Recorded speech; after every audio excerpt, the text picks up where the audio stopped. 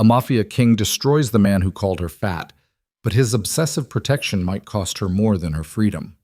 If you're watching from your city tonight, drop a comment below and tell me where you're from. I want to see how far this story travels. And if you stay until the end, you'll discover what happens when a broken woman stops apologizing for taking up space. Hit that like button, and let's begin. Chicago glittered like a kingdom built on diamonds and corruption the night Khara Vale stepped into the Heritage Crown Gala wearing emerald silk and quiet insecurity. The ballroom swam with champagne laughter, crystal chandeliers, and predators disguised as socialites. Khara hated every second of it, not because she didn't belong, because men like her ex-fiancé had spent years convincing her she never would. She stood near the towering glass sculpture in the center of the ballroom, trying to disappear into the crowd while her heart hammered against her ribs. The dress felt wrong, too tight, too revealing, too much. Everything about her felt too much tonight, which meant Damon would notice. He always noticed when she tried to exist outside the narrow box he'd built for her. 3 years. 3 years of starvation diets, broken mirrors, and sleepless nights disguised as love. 3 years of being told she was almost perfect. If only she'd lose 10 more pounds, wear looser clothing, laugh less loudly in public, stop embarrassing him with her presence. Khara had finally left him 6 months ago, but the voice in her head still sounded like his. She shouldn't have come tonight, but her best friend Maya had begged, pleaded, promised that showing up to Chicago's most exclusive charity gala would prove to everyone, including herself, that Damon Pierce hadn't broken her completely. Maya was wrong. The moment Khara saw Damon across the marble ballroom, tall and polished and handsome in that artificial way wealthy men often were, she knew coming here had been a mistake. He carried cruelty behind his perfect smile like a concealed blade, and when his pale blue eyes locked onto her, something predatory flickered across his expression. He started moving through the crowd toward her. Khara's stomach dropped. She turned quickly, weaving between clusters of socialites dripping in designer labels and borrowed confidence. Her heels clicked rapidly against the marble as she tried to put distance between herself and the man who'd spent years convincing her she was fundamentally unlovable. But Damon was faster. He intercepted her near the champagne fountain, his hand closing around her wrist with just enough pressure to hurt without leaving marks. He'd always been careful about that. "You really came dressed like that?" he whispered venomously, his whiskey breath brushing her cheek as the orchestra hummed softly behind them. "You're still too big for rooms like this, Khara. Honestly, you embarrass people just standing beside them." The words sliced deeper because they were familiar. Khara tried to pull away, but Damon's grip tightened. "I thought leaving me would teach you something," he continued, his voice dropping lower so no one else could hear. "But you're still the same pathetic woman who can't even lose weight properly. Look at you, that dress is struggling." Something inside Khara shattered. Not because the words were new, because even after 6 months of therapy, yoga, and affirmations whispered to her reflection every morning, Damon's voice still had the power to reduce her to nothing. She wrenched her wrist free and fled before he could see her break. The mansion hosting the gala sprawled across 3 stories of old Chicago money and Gothic architecture. Khara ran blindly through hallways lined with oil paintings of dead wealthy people until she found an abandoned library tucked away in the east wing. She collapsed beside towering shelves of leather-bound books, while tears blurred the gold city lights outside the windows.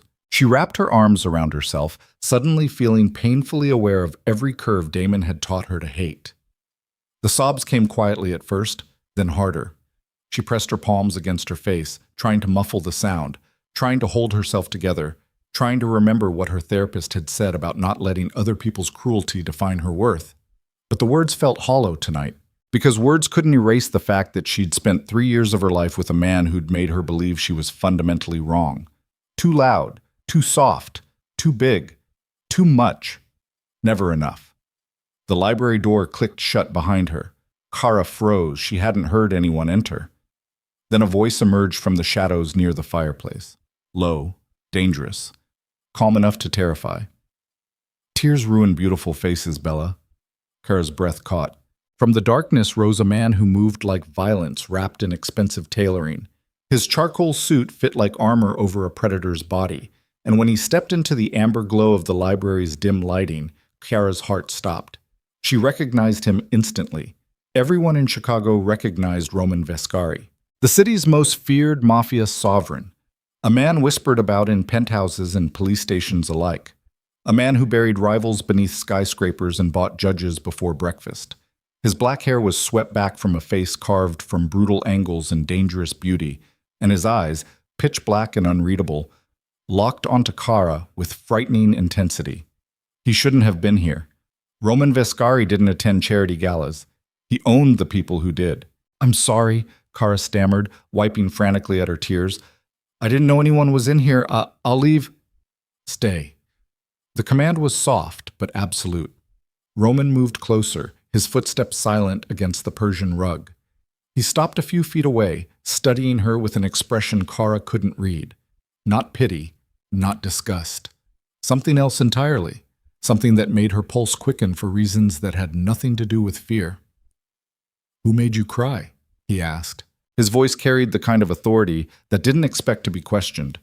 Khara hesitated, her instincts screaming at her to lie, to deflect, to protect Damon even now because that's what she'd been trained to do for 3 years. But something about the way Roman looked at her, like she was a puzzle worth solving instead of a problem worth fixing, made the truth spill out. "My ex-fiancé," she whispered. "He's here tonight. He told me I'm too. That I shouldn't have worn this dress. That I embarrass people." The temperature in the library dropped. Roman's expression shifted into something lethal. "He insulted you?" The question came out soft, dangerous, like the moment before a gun fires. Khara nodded, fresh tears spilling down her cheeks despite her best efforts to stop them. Roman stepped closer until he stood directly in front of her, close enough that she had to tilt her head back to meet his gaze. His rough thumb brushed away a tear trailing down her jaw, and the unexpected gentleness of the gesture made Khara's breath hitch. "What did he say exactly?" Roman asked. "He called me fat," Khara admitted, the words tasting like poison on her tongue.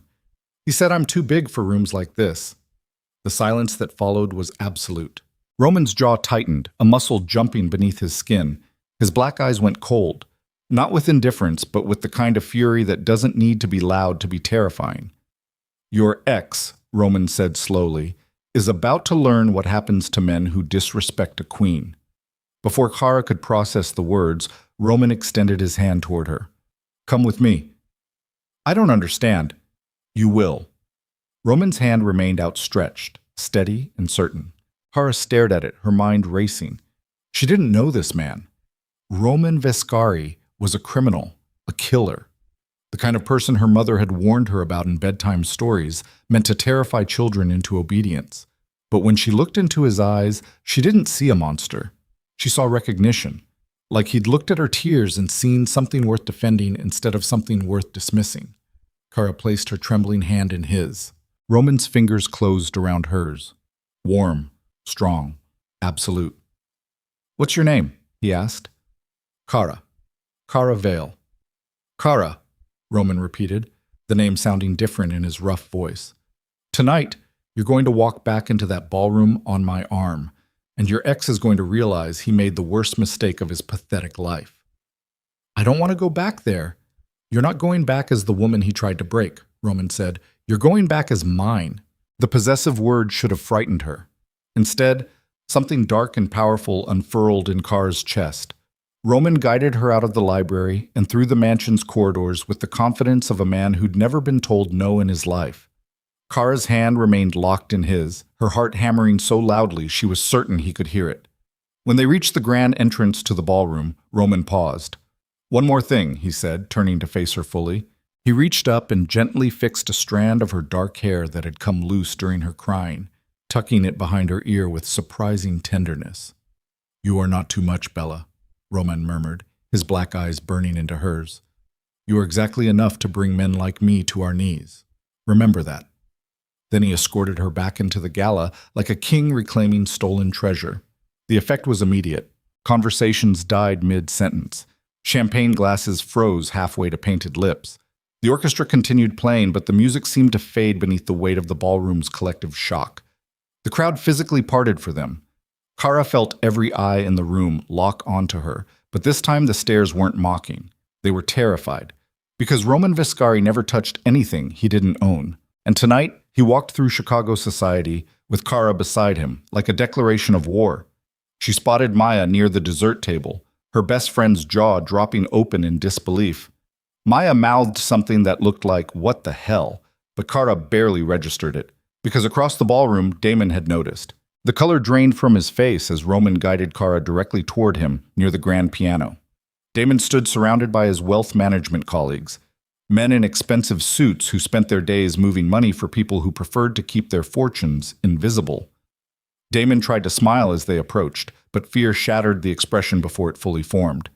Roman stopped directly in front of him. The air between them crackled with violence held on a leash. "I found this woman crying alone in the dark tonight," Roman said, his voice smooth and deadly calm. "She told me a weak little coward insulted her body." Damon's colleagues immediately stepped back, their survival instincts recognizing danger faster than their egos. "Mr. Viscari," Damon stammered, his confident mask crumbling. "I didn't realize. We were just talking." "You humiliated a goddess because you were too blind to deserve her," Roman murmured, his tone never rising above conversational. "Now you'll learn consequences." Damon's pale blue eyes darted between Roman and Khara, panic blooming across his features.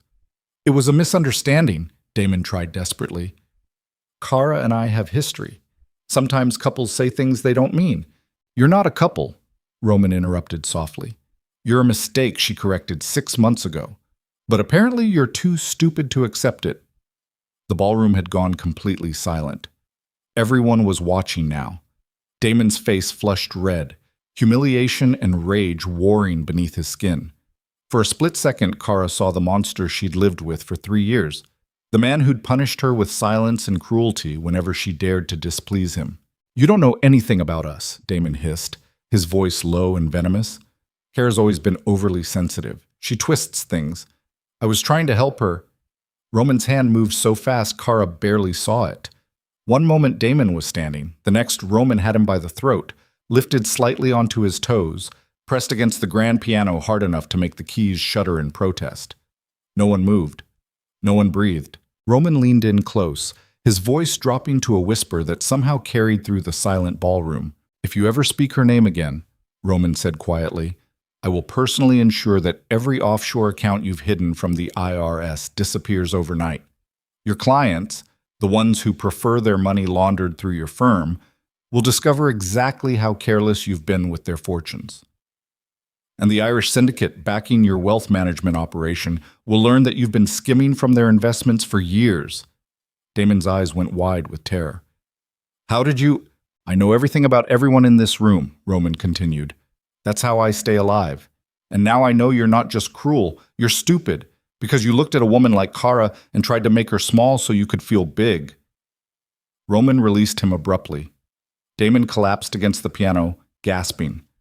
"You have until sunrise to leave Chicago," Roman said, straightening his suit calmly. "If you're still in the city when I wake up, you won't live to see another morning." The crowd remained frozen in place as Roman turned back to Khara, his expression softening instantly. He offered her his arm again, and she took it without hesitation. They walked out of the Heritage Crown Gala together, while Chicago's elite watched in stunned silence. Khara's entire body was shaking by the time they reached the valet stand outside. The night air felt sharp against her overheated skin, and her mind couldn't quite process what had just happened. Roman had defended her, not with empty words or performative gestures, with real, terrifying power. "I didn't ask you to do that," she whispered. "I know. You threatened to ruin his life." "I will ruin his life," Roman corrected calmly. "The threat was courtesy. The action begins at dawn." Khara stared at him, trying to reconcile the brutal man who just choked her ex-fiancé against a piano with the one who gently wiped her tears in the library. "Why?" she asked. "You don't know me." Roman turned to face her fully, his black eyes reflecting the city lights.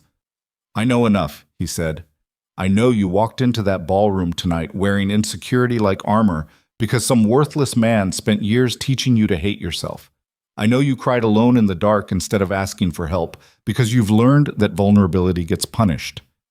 And I know that when I touched your face, you flinched, Not because you were afraid of me, but because you expected cruelty. His words landed like physical blows, because they were true. All of them. Men like your ex destroy beautiful things because they're too weak to protect them, Roman continued. But I am not weak, Bella, and now that I've found you, I will make certain no one ever makes you cry again. The possessiveness in his voice should have frightened her. Instead, Khara felt something dark and powerful unfurl inside her chest. Something that whispered maybe being claimed by a dangerous man was safer than being broken by a weak one. Roman's driver pulled up in a sleek black Mercedes that probably cost more than Khara's annual salary. Roman opened the door for her himself. "Let me take you home," he said. It wasn't really a question.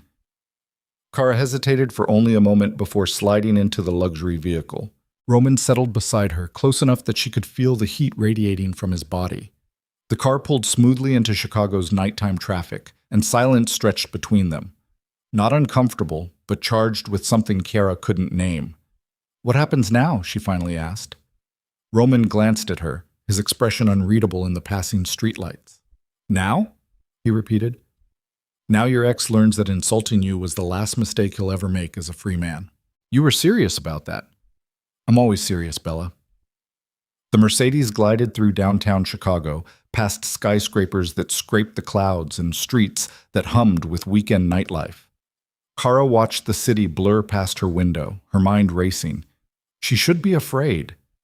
Roman Viscari was a criminal, a killer, a man who just threatened to destroy another human being's entire existence without a second thought. But when she replayed the moment he'd found her crying in the library, all she could remember was the way he'd looked at her. Like she mattered, like her pain was unacceptable, like she deserved to be defended instead of diminished. The car pulled up outside Khara's modest apartment building in Lincoln Park. It wasn't fancy.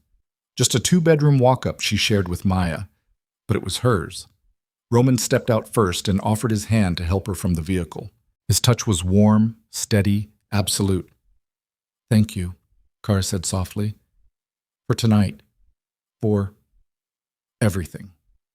Roman's thumb traced a gentle circle against her palm before releasing her hand. "This isn't over, Khara," he said. "I meant what I said in that ballroom. You're mine now, and I protect what's mine." The declaration should have sounded insane. They'd known each other for less than an hour, but something in Roman's black eyes told Khara he wasn't speaking metaphorically. He meant every word. "I don't understand what this is," she admitted. "You will," Roman promised. "Soon." He waited until she was safely inside the building before returning to the Mercedes. Khara climbed the 3 flights to her apartment in a daze, her mind replaying the entire surreal evening. When she finally unlocked her door and stepped inside, Maya was waiting on the couch with a bottle of wine and an expression of absolute shock. "What the hell just happened?" Maya exploded the moment Khara closed the door. "Roman Viscari? Roman Viscari walked you out of that gala like you were the only person in the room. Do you have any idea who that man is?" "I know who he is," Khara said quietly, dropping her purse on the entryway table. "He's literally the mafia, Khara, like actual organized crime. People disappear when they cross him." "I know." Maya stared at her best friend like she'd grown a second head. "Then explain to me why you just got into his car and let him drive you home." Khara sank onto the couch beside Maya, exhaustion crashing over her like a wave. "Damon cornered me tonight," she said. "He called me fat, told me I embarrass people just by existing, and then Roman found me crying in the library." Maya's expression immediately softened. "Oh, honey." "He asked who made me cry," Khara continued. "And when I told him, Maya, I've never seen anyone look that angry before. Not violent angry, protective angry, like my tears personally offended him."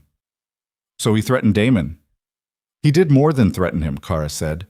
"He told him to leave Chicago by sunrise, or he wouldn't live to see another morning."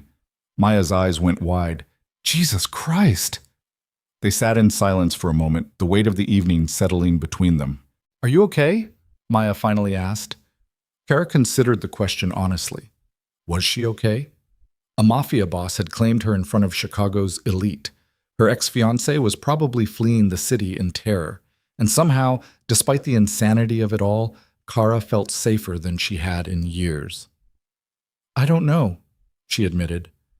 But for the first time since I left Damon, I don't feel small anymore. Maya squeezed her hand gently. Just promise me you'll be careful, she said. Roman Viscari isn't the kind of man you walk away from easily. Khara nodded, but deep down she suspected the truth was far more complicated, because Roman Viscari wasn't the kind of man you walked away from at all. That night, Khara lay awake in bed watching the Chicago skyline glow through her window. Her phone sat silent on the nightstand. No calls, no texts, no threats from Damon, just silence. And somehow, that felt more ominous than anything. She was still awake when the sun began to rise over Lake Michigan, painting the sky in shades of amber and blood orange. Her phone finally buzzed with a news alert. Khara unlocked the screen with trembling fingers. Breaking. Federal agents raid downtown wealth management firm. Her breath caught. The article showed Damon being led out of his office building in handcuffs while news helicopters circled overhead. His face was pale, his expensive suit rumpled, his eyes wide with shock. The caption beneath the photo read, Damon Pierce, senior partner at Pierce & Associates, arrested early this morning on charges of money laundering, tax evasion, and financial fraud. Khara's hand shook as she read the full article. Federal agents had seized everything. Offshore accounts, client files, years of financial records. Damon's Irish syndicate clients had immediately cut ties, leaving him without protection or resources. His career was over. His fortune was gone. His reputation was destroyed. Roman had done exactly what he'd promised. By sunrise, Damon's entire life had collapsed. And somehow, Roman had made it look like legitimate federal action rather than criminal retaliation. Khara's phone buzzed again. Not with a news alert this time, but with a text from an unknown number. Good morning, Bella. I hope you slept well. Her heart hammered as she typed back. How did you get my number? The response came immediately. I told you, I know everything about everyone in this city, including beautiful women who deserve better than the men who tried to break them. Khara stared at the message, her pulse racing. Did you do this? The arrest? I told him to leave Chicago. He chose to stay. Actions have consequences. Before Khara could respond, another message appeared. A delivery will arrive at your door this afternoon. Wear it tonight. I'll send a car at 8. I didn't agree to anything. You will. The audacity of the message should have infuriated her. Instead, Khara found herself smiling despite everything. Roman Vescari was dangerous, possessive, and absolutely certain she belonged to him after one evening. And the terrifying part was that Khara wasn't sure he was wrong. The day passed in a blur of news coverage and frantic messages from people she hadn't spoken to in years. Everyone wanted to know about Damon's arrest. Everyone had opinions about his downfall. No one mentioned Roman. At exactly 3 o'clock, a delivery arrived. The courier handed Khara a large black velvet box embossed with gold lettering from one of Chicago's most exclusive boutiques. She signed for it with shaking hands and carried it inside. Maya appeared from her bedroom, eyes wide. Please tell me that's not what I think it is.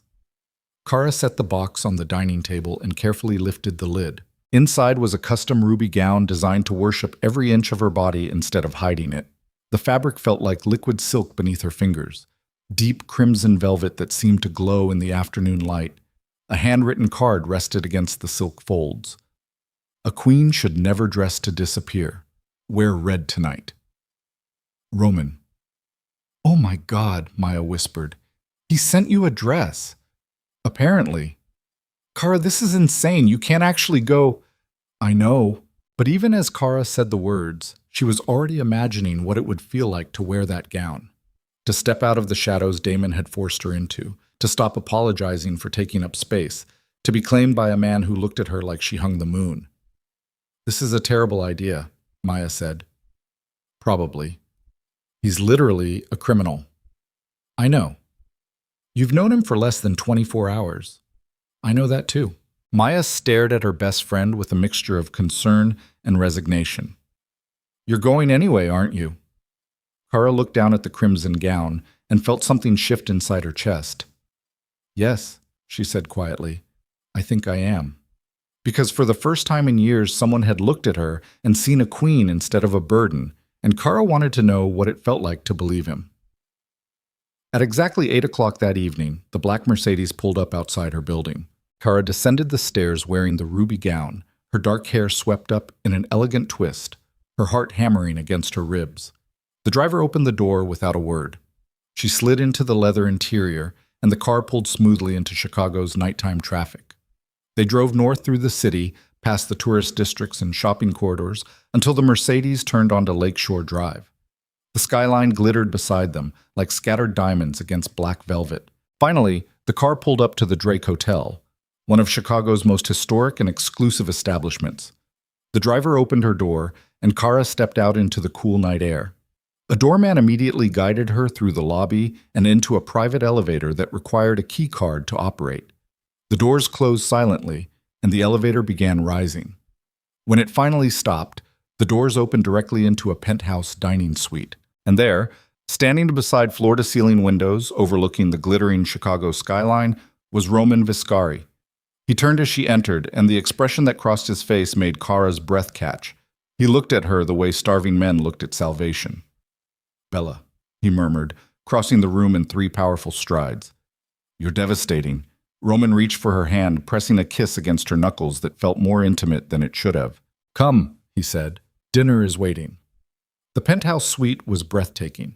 A single table sat beside the windows, set with crystal and candlelight and dishes that smelled like heaven. Soft instrumental music played from hidden speakers. It was the most romantic setting Khara had ever experienced. And somehow, that made it more terrifying. Because Roman Viscari wasn't courting her. He was claiming her. They sat across from each other while unseen staff served course after course of culinary perfection. But Khara barely tasted the food. She was too focused on the man watching her with predatory intensity. "Tell me about yourself," Roman said after the first course was cleared. "What do you want to know?" "Everything." So Khara talked. About growing up in a small town downstate. About moving to Chicago for college and never leaving. About her job as a graphic designer at a mid-sized marketing firm. About her love of old movies and her secret addiction to reality television. Roman listened with a focus that made the rest of the world vanish. He asked about her childhood dreams, her favorite books, the songs she secretly played while driving alone at night. He seemed genuinely interested in every mundane detail of her ordinary life. And for the first time in years, Khara felt truly seen, not judged, not tolerated, worshipped. "Now you," she said finally. "Tell me about yourself." Roman's expression shifted slightly. "What do you want to know?" "Everything," Khara echoed his earlier word. Roman smiled. "Dark, dangerous, devastating." "I was born in Sicily," he began. "My family controlled the southern territories for generations. When I was 16, my father was killed by a rival family. They tried to kill me too, but I survived." His voice remained calm, conversational, as if discussing the weather. "I came to Chicago 10 years ago with nothing but rage and ambition. I built an empire from blood and loyalty. Now I own this city. Not the politicians or the police. Me. And you're telling me this because you deserve to know exactly who I am before this goes any further," Roman said. "I'm not a good man, Khara. I've killed people who crossed me. I've destroyed lives. I will never apologize for the things I've done to protect what's mine." He leaned forward, his black eyes burning into hers. "But I will also never lie to you, never diminish you, never make you feel small so I can feel powerful. You ask me for honesty? Here it is. I saw you crying in that library last night, and something inside me recognized you as mine. I don't expect you to understand it. I barely understand it myself, but I meant what I said. You belong to me now, and I protect what's mine with blood." The declaration should have frightened her. Instead, Khara felt heat bloom low in her stomach. "That's insane," she whispered. "Yes, we just met." "I know. This isn't how normal relationships work." Roman's smile turned predatory. "Nothing about me is normal, Bella, but I will worship you in ways normal men never could." Before Khara could respond, the penthouse doors exploded open. 2 massive bodyguards dragged someone into the dining suite, someone whose face was bruised, whose expensive suit was torn and bloodstained. Damon. He looked like a corpse not yet buried. Khara's heart stopped as the bodyguards threw her ex-fiancé to the floor at Roman's feet. Damon scrambled backward, panic radiating from him in waves, until his back hit the wall. "What is this?" Khara breathed. Roman stood slowly, his expression shifting into something lethal. "This," he said calmly, "is what happens when weak men refuse to learn consequences." Damon sobbed, falling to his knees. "Please," he begged, his voice raw with terror. "Please, I'm sorry, I'll leave. I swear I'll leave Chicago tonight. Just call them off." "Call who off?" Roman asked softly. "The O'Malley Syndicate," Damon gasped. "They're hunting me. They say I stole from them, but I can explain." "You did steal from them," Roman interrupted. "I made certain they discovered every fraudulent transaction you've ever made, including the $2 million you skimmed from their accounts over the past 18 months. Damon's face went white. Roman crouched down until he was eye level with the broken man cowering against the wall. "You had one chance to leave this city quietly," Roman said, "but you stayed. You thought hiding in your office would protect you. You thought the federal arrest would be the worst thing that happened to you today." He smiled. Cold, cruel, absolute. "You were wrong." Damon turned desperate eyes to Khara. "Please," he sobbed. "Tell him to stop. I'm sorry for what I said. I'm sorry for everything. Just tell him to call off the Irish." "You do not speak to her," Roman growled, his voice dropping to something inhuman. The bodyguards grabbed Damon again, hauling him roughly to his feet. "Take him downstairs," Roman ordered coldly. "The O'Malley brothers are waiting in the alley." "No!" Damon screamed as he was dragged toward the elevator. "No, please!" The doors closed on his terrified shrieks. Silence swallowed the penthouse. Khara stood frozen beside the table, her mind struggling to process what she'd just witnessed. Roman turned to face her, and for the first time that evening, uncertainty flickered across his brutal features. "Tell me the truth," he said quietly.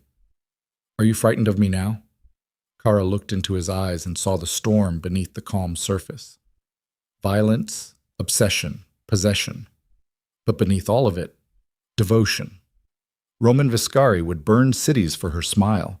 And for the first time in years, someone wanted her to take up space instead of apologizing for existing.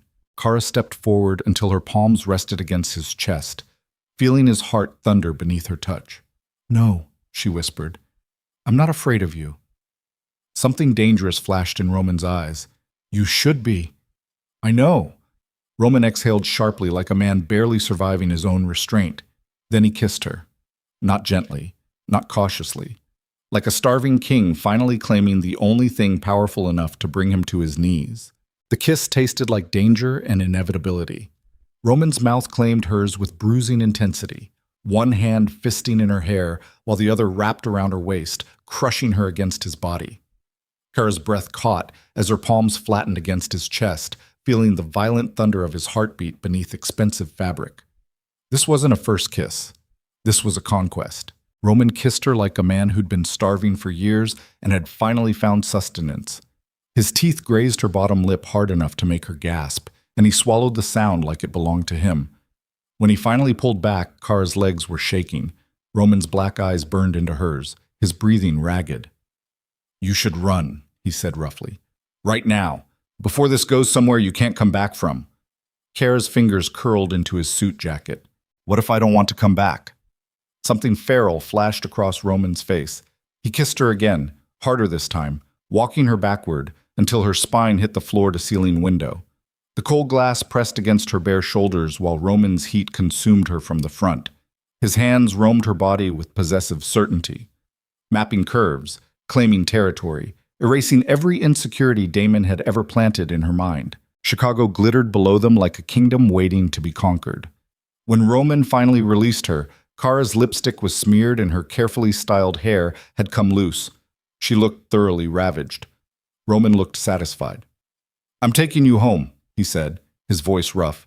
"Before I forget, I'm trying to be civilized." "What if I don't want civilized?" Roman's jaw tightened, a muscle jumping beneath his skin. "Khara!" "You claimed me in front of the entire city last night," she interrupted, her voice steadier than she felt. "You destroyed my ex-fiancé's life before sunrise.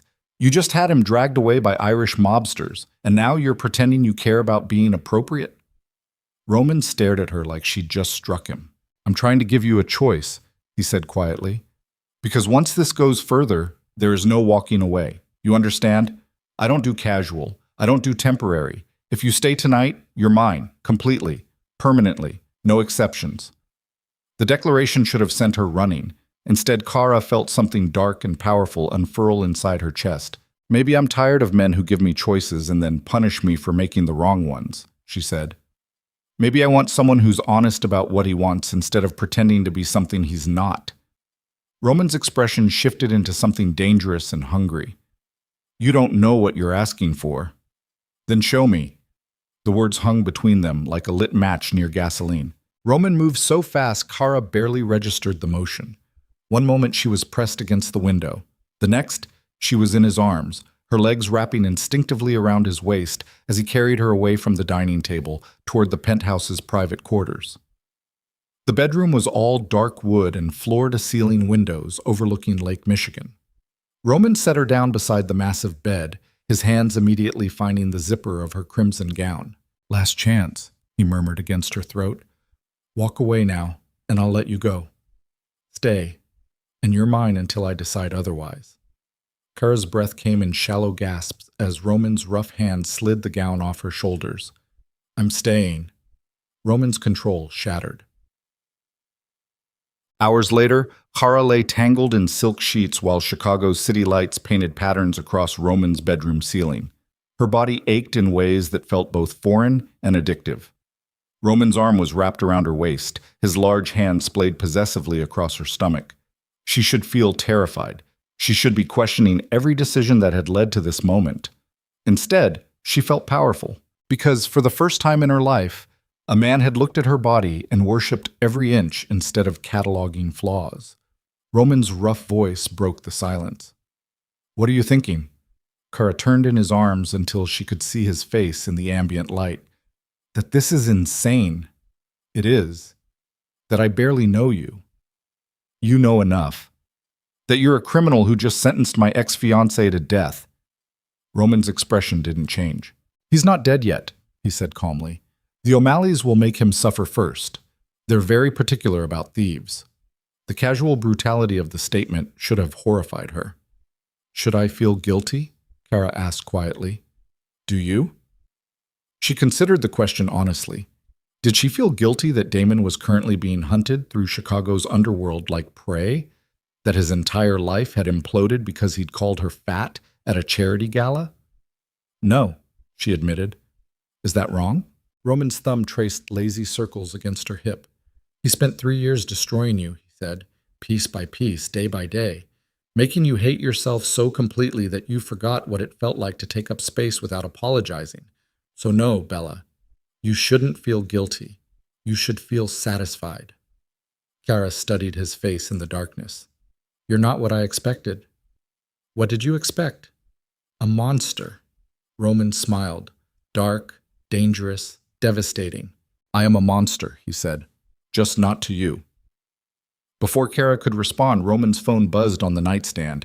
He reached for it with his free hand, his expression hardening as he read the screen. What is it? Khara asked. Business, Roman said shortly, already sliding out of bed. He crossed the room naked and utterly unself-conscious, retrieving his clothes from where they'd been discarded hours earlier. Khara watched him dress with efficient precision. The man who'd just made love to her with consuming intensity, replaced by the Mafia Boss who ruled Chicago's underworld.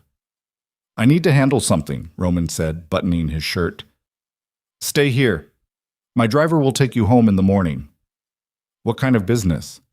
Roman's black eyes met hers, the kind you don't want to know about. He crossed back to the bed, pressing a hard kiss against her mouth. Sleep, he ordered. You're safe here. Then he was gone.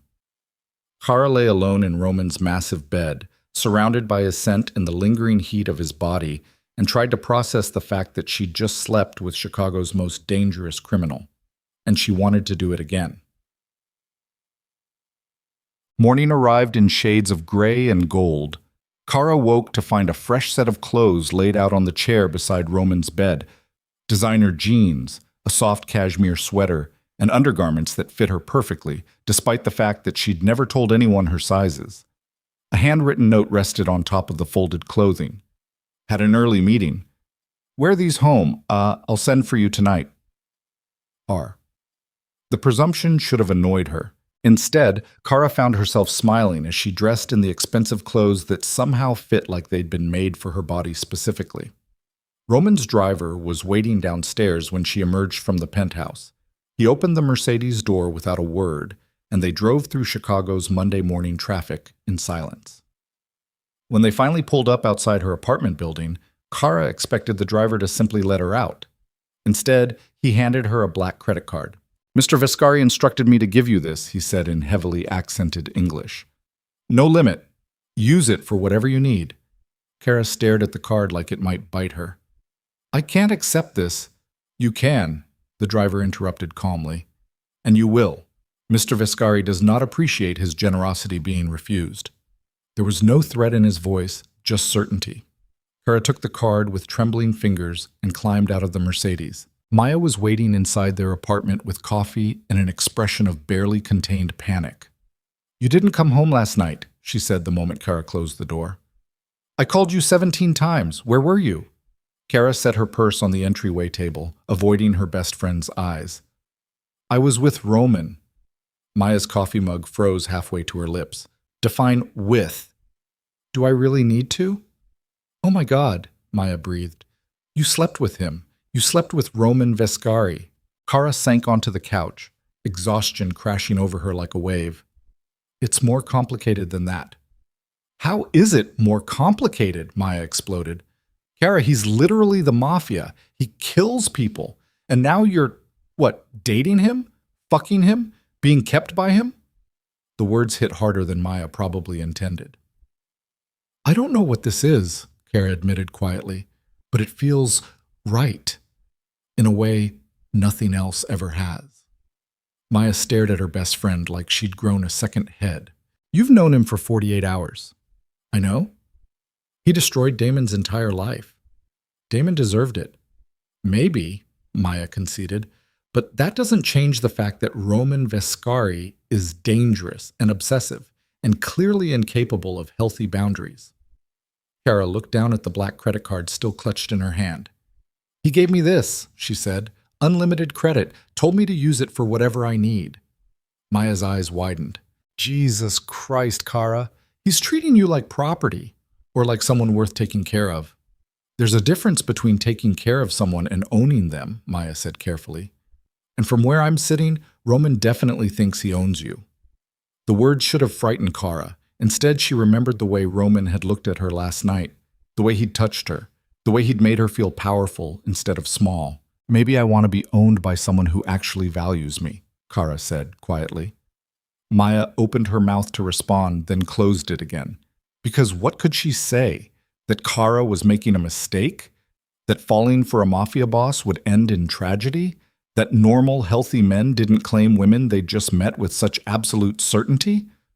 All of it was probably true. But Maya had also watched her best friend spend 3 years being slowly destroyed by a man who'd pretended to be safe and normal and appropriate. Maybe dangerous honesty was better than civilized cruelty. "Just promise me you'll be careful," Maya finally said. Khara nodded, but deep down she suspected it was already too late for careful. The week that followed passed in a blur of surreal normalcy punctuated by moments of absolute insanity. Khara went to work at her graphic design job like nothing had changed. She attended meetings, revised client proposals, ate lunch at her desk while scrolling through news coverage of Damon's spectacular downfall. But every evening at exactly 7 o'clock, the black Mercedes arrived to take her to Roman. Sometimes they had dinner at expensive restaurants where the staff treated Roman like visiting royalty, and everyone else like potential threats. Sometimes they stayed in his penthouse while Roman conducted business over the phone in rapid Italian that Khara didn't understand but found devastatingly attractive anyway. And every night, Roman took her to bed like a man possessed. He learned her body with frightening precision, discovered every sensitive spot, every secret preference, every sound she made when pleasure overwhelmed conscious thought. He was demanding and possessive and utterly focused on her satisfaction in ways that felt almost dangerous. Because the more time Khara spent with Roman, the harder it became to imagine life without him, which was exactly the problem. On Thursday evening, Khara stood in Roman's penthouse bathroom wearing nothing but his dress shirt while he conducted a business call in the adjacent bedroom. She studied her reflection in the massive mirror and barely recognized the woman staring back. Her hair was tousled from Roman's hands. Her lips were swollen from his kisses. Dark marks bloomed across her throat and collarbone. Territorial claims Roman had left with his teeth and hadn't apologized for. She looked thoroughly owned, and the terrifying part was that she liked it. A sharp knock on the bathroom door made her jump. "Bella," Roman called. "I need to leave for a few hours, business emergency." Khara wrapped a towel around herself and opened the door. Roman stood in the bedroom fully dressed in a charcoal suit that probably cost more than her monthly rent. Two bodyguards waited by the elevator doors, their expressions blank and professional. "What kind of emergency?" Khara asked. Roman's jaw tightened. "The kind I can't discuss." "Because it's illegal." "Because it's dangerous," he corrected. "And I don't bring danger near you unless absolutely necessary." He crossed the room and pulled her against his chest, his large hand cradling the back of her head. "Stay here tonight," he murmured against her hair. "I'll be back before sunrise." "And if you're not?" Roman pulled back just enough to look into her eyes.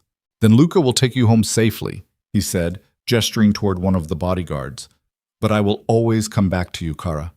Always." The promise settled over her like a weighted blanket. Roman kissed her once, hard and possessive, then left with his guards.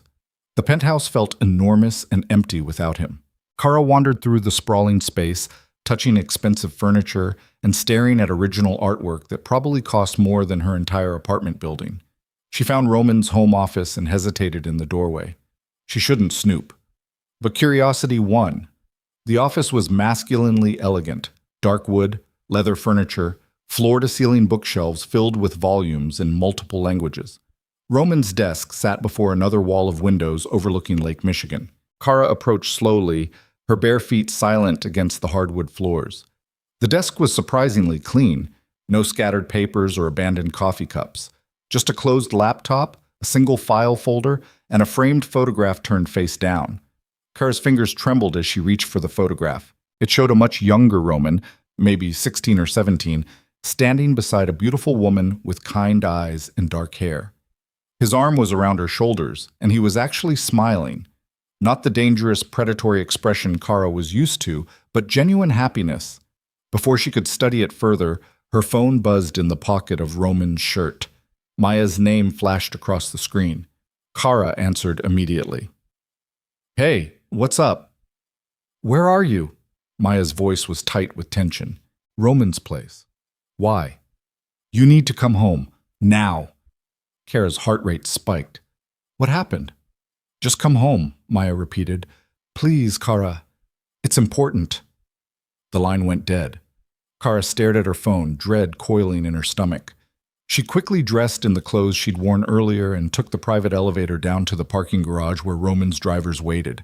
Luca looked up as she approached. "Miss Vale? Is everything all right?" "I need to go home," Khara said. "Now." Luca's expression remained professionally neutral, but Khara saw the calculation behind his eyes. Roman had told him to keep her safe. Taking her somewhere without approval might violate that order. Mr. Vescari instructed— "I don't care what he instructed," Khara interrupted. "My roommate needs me. Either drive me home or I'm calling an Uber." Luca hesitated for only a moment before nodding. "Get in." The drive to Lincoln Park felt interminable. Chicago's Thursday night traffic crawled, and every red light made Khara's anxiety spike higher. She tried calling Maya back 3 times, but her best friend didn't answer. When they finally pulled up outside her apartment building, Khara barely waited for the car to stop before jumping out. She took the stairs 2 at a time, her breath coming in sharp gasps by the time she reached the 3rd floor. The apartment door was unlocked. Khara's blood went cold. She pushed it open slowly. "Maya?" No response. Khara stepped inside, her heart hammering. The living room looked normal, nothing overturned or broken, no signs of struggle, but Maya's purse sat on the coffee table beside her phone, and Maya never went anywhere without her phone. "Maya!" Khara called again, louder this time. A sound came from the kitchen. Khara moved toward it on instinct, rounding the corner, and froze. Maya sat at their small kitchen table, but she wasn't alone. A man Khara didn't recognize sat across from her. He was probably in his early 40s, with graying hair and cold blue eyes. His expensive suit suggested money, but the way he carried himself suggested violence. Two more men stood behind Maya, their hands resting casually on her shoulders. Maya's face was pale, her eyes wide with terror. "Khara," the seated man said pleasantly. "So nice of you to join us." Khara's throat closed. "Who are you?" "My name is Connor O'Malley," he said, "and I believe you're acquainted with a business associate of mine, Roman Vescari." The name hit Khara like a physical blow. O'Malley. The Irish syndicate Roman had sent Damon to as punishment. "I don't understand." "Let me clarify," Connor interrupted smoothly. "Roman Vescari has been systematically dismantling my family's operations for the past 6 months, stealing territories, turning our allies, cutting off supply lines, and 3 days ago he sent us a thief to torture as some kind of territorial pissing match." His cold eyes locked onto Khara. "But here's what's interesting," Connor continued. "Roman doesn't usually get personal. He's a businessman first, a killer second. Emotions make you sloppy in our world. Yet suddenly he's parading around Chicago with a woman on his arm, defending her honor, destroying her enemies, acting completely uncharacteristic." Connor leaned forward slightly. "So I asked myself, who is this woman that made Chicago's most ruthless sovereign forget himself? And more importantly, what would happen if someone took her away?" Khara's pulse thundered in her ears. "If you hurt her—" "Oh, I'm not going to hurt your friend," Connor said. "Not unless you force me to. See, you're going to do something for me, Miss Vale. Something that will send Roman a very clear message about overstepping boundaries." "I won't—" "You will," Connor interrupted calmly. "Because if you don't, your best friend Maya here will disappear into the kind of hole people don't climb out of. And before she dies, she'll spend days begging for mercy that will never come." Maya let out a choked sob. Rage flooded through Khara, hot and consuming. "What do you want?" Connor smiled. "There's a warehouse on the south side," he said. "Industrial district near the river. Roman keeps certain sensitive materials there. Financial records, blackmail files. Evidence that could bury half the city's elite if it ever saw daylight." He slid a small flash drive across the kitchen table. "You're going to walk into that warehouse tomorrow night," Connor continued. "Upload the contents of this drive to Roman's server, and walk out without anyone knowing you were there." "You want me to hack his files," Khara said flatly. "I want you to plant a virus that will give me access to everything Roman spent a decade protecting," Connor corrected. "And you're going to do it, because you love your friend, and because Roman trusts you enough to let you get close." Khara's mind raced. If she did this, she'd betray Roman completely, destroy the trust he'd built, hand his enemies everything they needed to dismantle his empire. But if she didn't, Maya would die screaming. "How do I even get into the warehouse?" Khara asked, her voice hollow.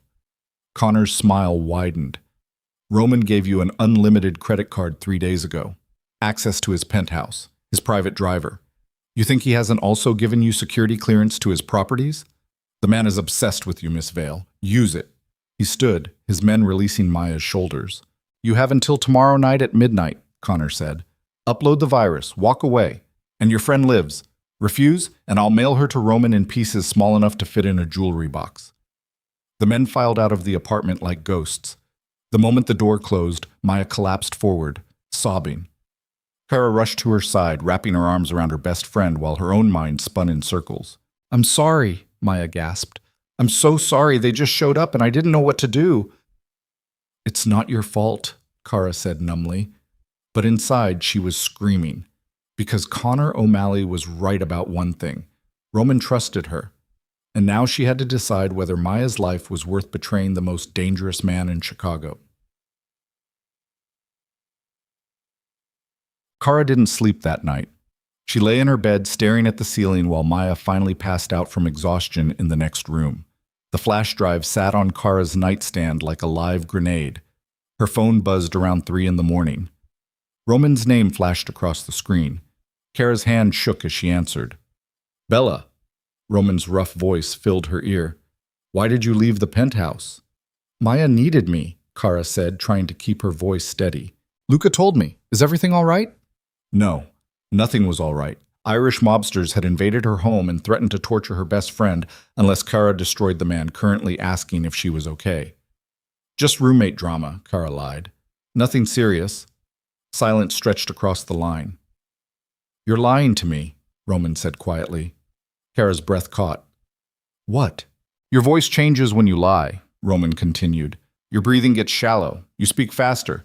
So I'll ask again, Bella. What happened tonight? Khara closed her eyes, tears burning behind her eyelids. She could tell him, right now. Confess everything and let Roman handle it with the brutal efficiency he was famous for. But Connor's words echoed in her mind. Your friend will disappear into the kind of hole people don't climb out of. If she told Roman, he'd go to war with the O'Malleys, and Maya would be the first casualty. I'm fine, Khara said. Really? Just tired. Another long silence. I'm coming to get you, Roman finally said. No, that wasn't a request. The line went dead. Panic flooded through Khara. If Roman showed up now, he'd sense something was wrong. He'd push until she broke, and then Maya would die. She had exactly 20 minutes before Roman's Mercedes arrived. Khara grabbed the flash drive and shoved it deep into her purse. Then she scribbled a quick note for Maya and slipped out of the apartment before her best friend could wake up and ask questions. She made it to the street just as the black Mercedes pulled up. Roman stepped out of the back seat himself instead of waiting for the driver. He wore the same charcoal suit from earlier, but now his tie was loosened and his expression was dark with concern. Get in the car, he said. It wasn't a suggestion. Khara climbed into the Mercedes and Roman slid in beside her. The car pulled smoothly into Chicago's pre-dawn traffic while Roman studied her face with frightening intensity. Tell me what's wrong, he said. Nothing's wrong. Roman's hand shot out, gripping her chin gently but firmly, forcing her to meet his eyes. Don't, he said softly. Don't lie to me again, Khara. I can feel it when something's hurting you, so either tell me the truth or watch me burn this entire city down trying to find out what happened. Khara's eyes burned with unshed tears. She wanted to tell him, wanted to collapse into his protection and let him fix everything with the brutal efficiency she'd come to depend on. But Maya's terrified face flashed through her mind. I just need you, Khara whispered. Can that be enough right now? Roman's expression softened slightly. He pulled her against his chest, wrapping both arms around her while Chicago blurred past the tinted windows. It's enough, he murmured against her hair. It's always enough. Khara closed her eyes and tried not to think about the flash drive burning a hole through her purse, or the fact that in less than 24 hours she'd have to choose between saving her best friend and destroying the only man who'd ever made her feel truly seen. Friday arrived in shades of gray and dread. Khara spent the day at Roman's penthouse trying to act normal while her mind spun in desperate circles. Roman worked from his home office, occasionally emerging to check on her with an expression that suggested he knew something was wrong, but was giving her space to confess. Every hour that passed made Khara's chest tighter. By evening, she'd made her decision. Maya's life was worth more than her relationship with Roman. It had to be. Around 8 o'clock, Roman announced he had a business dinner across town that would last several hours. Come with me, he said, already knowing her answer. I'm exhausted, Khara lied. I think I'll just stay here and sleep. Roman studied her face for a long moment. You're still lying to me, he said quietly. I'm not. Yes, you are. Roman crossed the room until he stood directly in front of her. And it's killing me, Bella, because I can't protect you from something you won't tell me about. Khara forced herself to meet his eyes. Sometimes protection means letting me handle things myself, she said. Roman's jaw tightened. Not in my world. He kissed her once, hard and possessive, then left with his bodyguards. The moment the elevator doors closed, Khara grabbed her purse and pulled out the flash drive. Her hand shook as she called the number Connor had programmed into her phone that morning. He answered on the first ring. Miss Vale. I was beginning to worry you'd make the wrong choice. Where's the warehouse? Khara asked, her voice hollow. Connor rattled off an address on the south side. The security code is 8742, he continued. Roman's office is on the second floor. You'll find his main server in the back room. Plug in the drive. Wait for the upload to complete. Leave. And then Maya goes free. Once I confirm the virus is active, your friend will be released unharmed, Connor promised. You have my word. The word of an Irish mobster meant nothing, but Khara was out of options.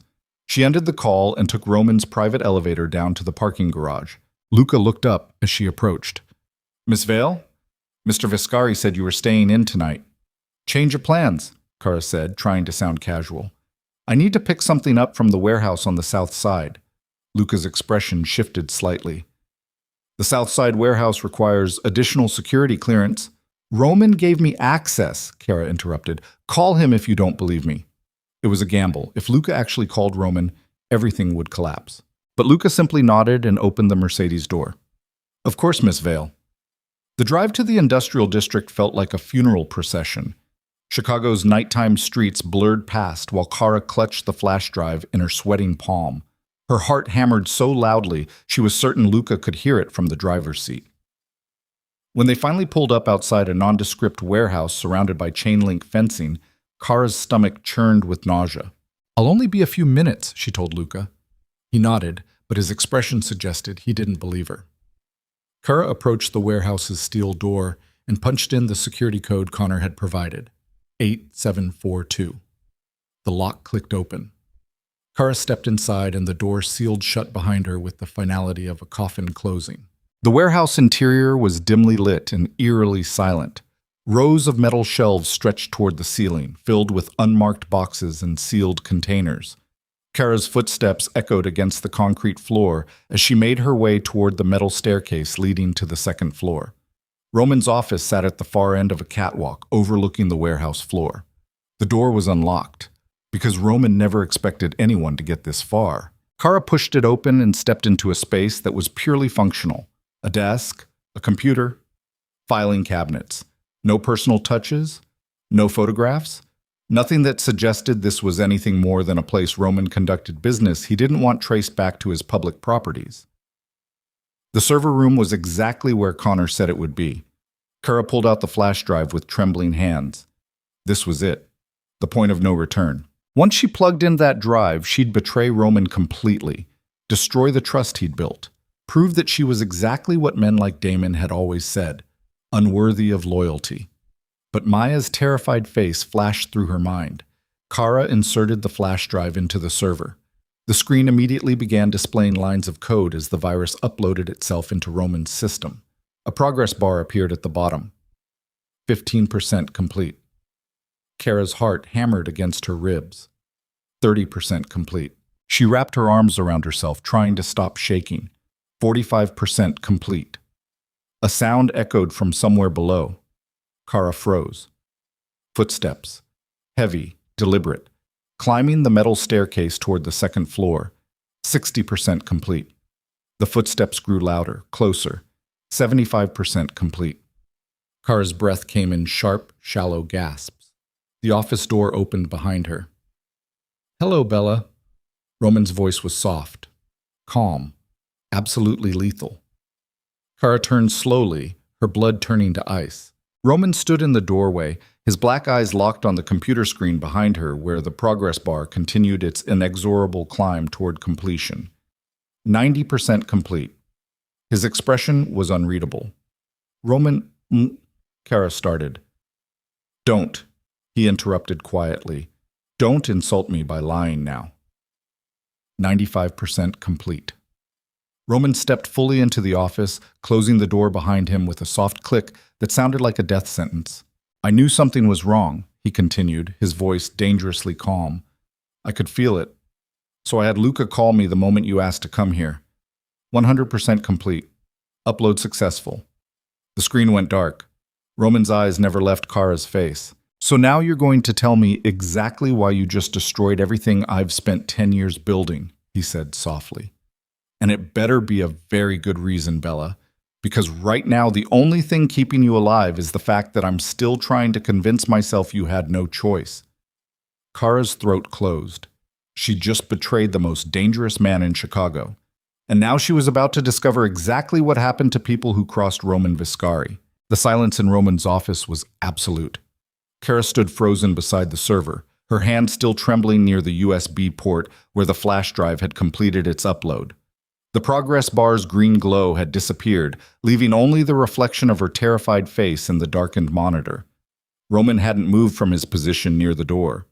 He simply watched her with those black eyes that had once looked at her with worship and now reflected something far more dangerous.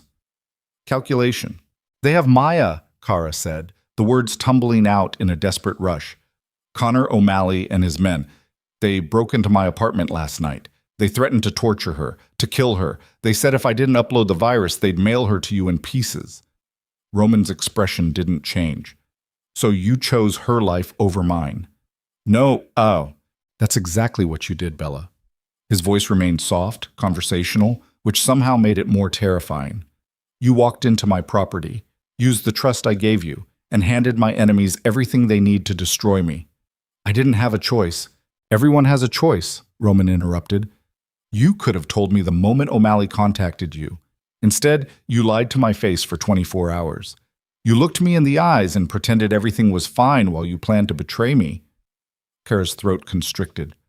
I was trying to save her by sacrificing me. Roman finally moved, crossing the small office in 3 powerful strides until he stood directly in front of her.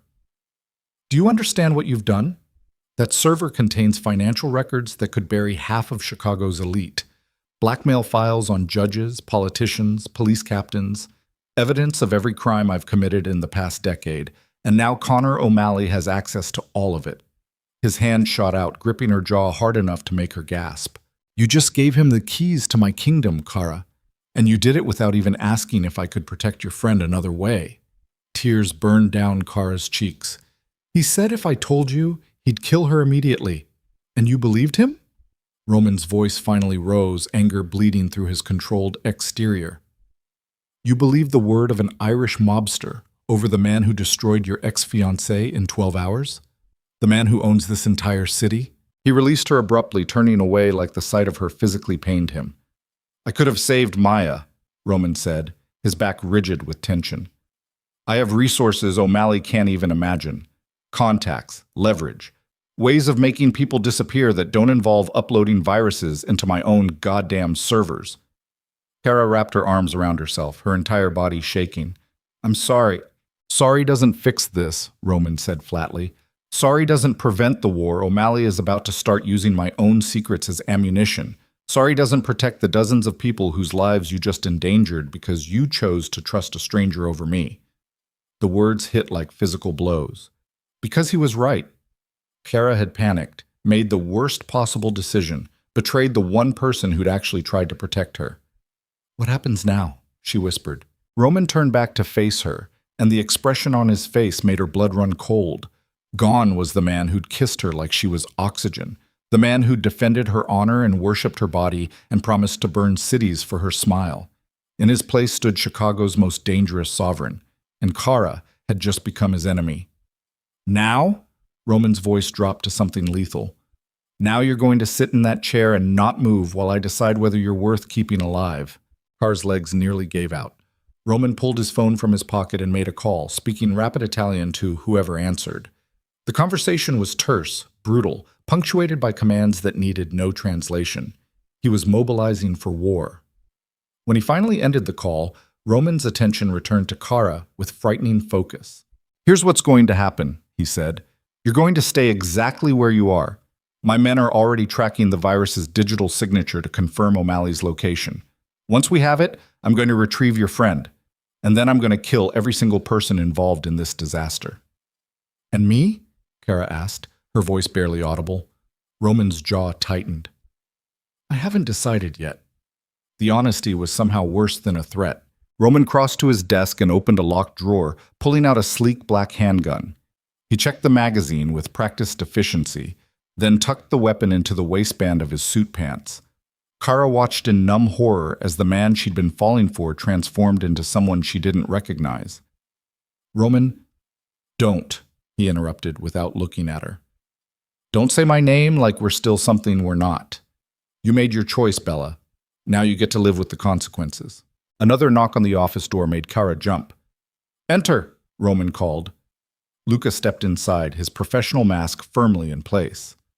The virus originated from a server farm in Pilsen, he reported. O'Malley's using an abandoned meatpacking plant as his base. We've confirmed at least 6 hostiles on site. And the girl? Thermal imaging shows a single heat signature in the basement, likely the hostage. Roman nodded once, his expression hardening into pure violence. Assemble the team, full tactical gear. We move in 20 minutes. Luca's eyes flicked briefly to Khara before returning to his boss. And her? Roman's black eyes locked onto Khara with an intensity that made her heart stutter. She comes with us, he said coldly. If this goes wrong, I want her to see exactly what her betrayal cost. Hamet. The abandoned meatpacking plant squatted in Pilsen's industrial wasteland like a rotting corpse. Rusted metal siding, broken windows. The kind of place Chicago forgot about decades ago and never bothered to reclaim. Perfect for the kind of business that happened in the dark. Khara sat in the back of Roman's Mercedes, flanked by two armed bodyguards who hadn't spoken a word during the 30-minute drive. Roman occupied the front passenger seat, his posture radiating controlled violence as he coordinated with the tactical team via encrypted radio. They'd assembled an actual army. 6 vehicles. 20 armed men. Military-grade equipment that made Khara's stomach churn with the reality of what she'd started. This wasn't a rescue operation. This was an execution. Roman's voice crackled through the radio, cold and precise. Team Alpha takes the north entrance. Beta covers the south. No one leaves that building alive except the hostage. Anyone who resists gets put down. No exceptions. A chorus of confirmations echoed back. Roman finally turned to look at Khara, and the emptiness in his expression made her want to disappear. When we go inside, he said, you stay behind me. You do exactly what I tell you. You don't speak unless I ask you a direct question. Understood? Khara nodded, not trusting her voice. Say it, Roman demanded. I understand. Good. He turned back to face forward. Because if you try to run, if you make a single move I don't authorize, I will put a bullet in you myself, and I won't aim to wound. The threat wasn't empty. Khara could hear it in his voice. Whatever feelings Roman had developed for her over the past week had been buried beneath the kind of fury that didn't distinguish between enemies and traitors. The vehicles stopped in a tactical formation around the meatpacking plant. Roman's men moved with military precision, spreading out to cover all exits while the main assault teams prepared to breach. Roman stepped out of the Mercedes, and Khara followed on shaking legs. The night air reeked of rust and decay. Roman checked his weapon one final time, then glanced at the 2 bodyguards flanking Khara. If she runs, shoot her in the leg, he said casually, but keep her alive. I might still have use for her. The dehumanization stung worse than any physical blow. Khara was no longer a woman Roman wanted to protect. She was a liability he hadn't decided how to dispose of yet. The tactical teams moved into position. Roman's voice came through the radio one last time. Breach in 3, 2, 1. Execute. The doors exploded inward simultaneously. Gunfire erupted immediately. Roman moved through the chaos like violence personified, his weapon rising and falling with brutal efficiency. Khara stumbled after him, her bodyguards practically dragging her through corridors that stank of blood and old meat. The firefight lasted less than 3 minutes. When the shooting finally stopped, Roman's men had secured the entire building. 6 bodies littered the ground floor. O'Malley's men executed with the kind of precision that came from years of practice. But Connor O'Malley himself was nowhere to be found. Roman's expression darkened as he surveyed the carnage. Find the hostage, he ordered. Now.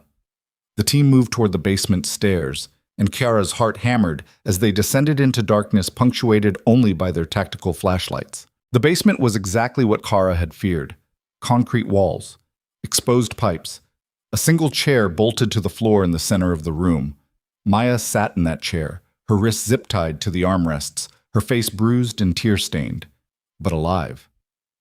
Maya! Khara tried to rush forward, but her bodyguards held her back. Roman crossed the basement floor and crouched in front of Maya, studying her with clinical detachment. Are you hurt? He asked. Maya's terrified eyes darted between Roman and Khara. I don't understand what's happening. Answer the question, Roman interrupted calmly. They hit me, threatened me, but they didn't. Maya's voice broke. They didn't do anything else. Roman nodded once, then pulled a knife from his belt and cut through the zip ties with a single efficient motion. Maya collapsed forward, and this time when Khara moved, the bodyguards let her go. Khara caught her best friend, both of them sobbing as they clung to each other in the middle of that horrifying basement. "I'm sorry," Khara gasped. "I'm so sorry. It's not your fault," Maya whispered back. But it was. All of it was Khara's fault. Roman stood watching them with an expression that might have been pity if he were capable of such weakness. "Get them out of here," he told Luca. "Take the girl home. Put protection on her apartment. No one gets near her without my explicit authorization." "And Khara?" Luca asked carefully. Roman's black eyes locked onto her. "She comes back to the penthouse with me. We're not finished." The words carried the weight of a death sentence. Sad. The ride back to Roman's penthouse was silent, except for Maya's occasional sniffles as Luca drove her to a separate vehicle. Khara watched her best friend disappear into the night, relief and terror warring inside her chest. Maya was safe, but Khara wasn't. Roman sat beside her in the Mercedes, close enough that she could feel the heat radiating from his body, but he might as well have been on another planet for all the warmth he showed. When they finally reached his building, Roman guided her into the private elevator with a hand on her lower back that felt more like a prisoner escort than a lover's touch. The penthouse was dark when they entered. Roman didn't bother turning on lights. He simply poured himself a glass of whiskey from the bar cart and stood before the floor-to-ceiling windows overlooking Chicago's glittering skyline. Khara hovered near the elevator, uncertain whether she was allowed to move. "Come here," Roman said without turning around. Khara approached slowly, her heart hammering. Roman took a long drink of whiskey, then finally looked at her. "Do you know what the worst part of tonight was?" he asked quietly. Khara shook her head. "It wasn't the betrayal," Roman continued. "It wasn't even the fact that you handed O'Malley everything he needed to destroy me. The worst part was realizing that you never actually trusted me at all." The accusation landed like a blade between her ribs. "That's not true." "Isn't it?" Roman's voice remained dangerously calm. "I told you from the beginning that I protect what's mine. I proved it when I destroyed Damon in 12 hours. I showed you every single day that I would burn this city down for you. And the first time something threatened someone you loved, you decided I was incapable of helping." He turned to face her fully, and the pain beneath his anger was devastating. "You didn't trust me to save Maya," Roman said. "You trusted Connor O'Malley's threats more than my promises. So tell me, Bella, if you never believed I could protect you, what exactly were we doing together?" Khara's eyes burned with unshed tears. "I was scared." "Everyone's scared," Roman interrupted. "Fear doesn't excuse betrayal. Fear doesn't justify choosing the enemy over the man who would have died before letting anyone hurt you." He drained the rest of his whiskey and set the glass down with controlled precision. "I need you to understand something," Roman continued. "What you did tonight didn't just endanger me. It endangered everyone in my organization. The judges I've protected, the politicians who've taken my money, the business owners who rely on my protection. All of them are now vulnerable because you gave O'Malley the keys to my empire." Khara's throat closed. "I didn't think—" "Exactly," Roman said coldly. "You didn't think, you panicked, and now people are going to die because of it." He crossed to the bar and poured another whiskey, his movements deliberate and controlled. "Here's what's going to happen," Roman said. "You're going to stay here tonight. Tomorrow, my tech team will work on isolating the virus and minimizing the damage. If we're lucky, O'Malley won't have time to exploit what he stole before I shut it down. And if you're not lucky," Roman's smile was cold enough to freeze blood, "then I'm going to war, and you're going to watch me burn this city to the ground trying to clean up your mess." He drained the second glass and finally looked at her with something approaching emotion. "I want to hate you," Roman said quietly. "I want to look at you and feel nothing but rage. But the sick truth is that even after everything you did tonight, I still want you. And that's how I know you're dangerous, Bella, because you made me weak enough to forgive the unforgivable." Khara took a tentative step toward him. "Roman, don't touch me," he said sharply. "Not tonight. Not until I decide whether keeping you alive is worth the vulnerability you represent." The rejection stung worse than any physical blow. Roman moved past her toward his bedroom, then paused in the doorway. "Guest room is down the hall," he said, without looking back. "Use it, and pray that when I wake up tomorrow, I've found a reason to let you live." The door closed behind him with quiet finality. Khara stood alone in the dark penthouse, surrounded by the city lights that suddenly felt more like a prison than a kingdom. She'd saved Maya, but she'd lost Roman, and somehow that felt like the worst tragedy. Volk. Khara didn't sleep that night either. She lay in Roman's guest room staring at the ceiling while her mind replayed every moment of the past 48 hours. Every lie, every choice, every step that had led to this disaster. Around 4 in the morning, her phone buzzed. Unknown number. Khara's blood went cold as she unlocked the screen. You did well, Miss Vale. The virus uploaded perfectly. Roman's secrets are mine now. Connor. O'Malley! Another message followed immediately. Your friend is safe, as promised, but I'm afraid your relationship with Roman is beyond repair. He'll never trust you again, which is unfortunate because you were quite useful. Khara's hands shook as she read the words.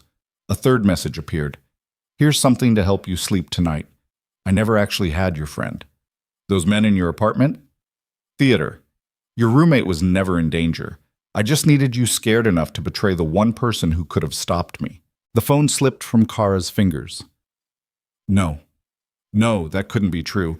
She'd seen Maya tied to that chair, seen the bruises on her face, heard her terrified voice. Khara's breath came in sharp, panicked gasps as the full horror of what Connor was saying crashed over her.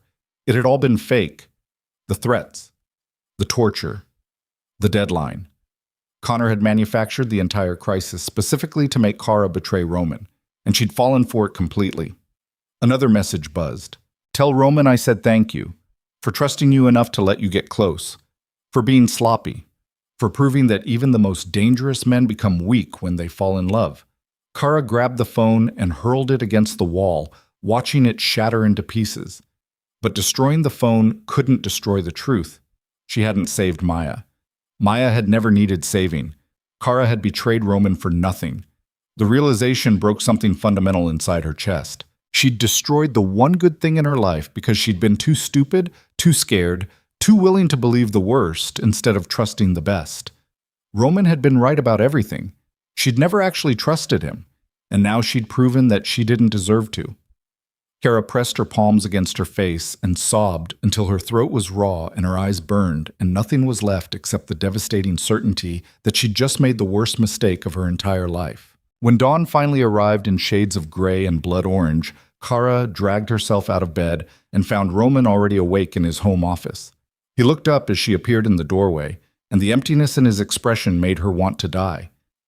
I need to tell you something, Khara said, her voice hoarse from crying. Then tell me. Connor O'Malley sent me a message last night, she continued, each word feeling like swallowing glass. He said the whole thing was fake. The threats, the danger. Maya was never actually in trouble. He staged everything specifically to make me betray you.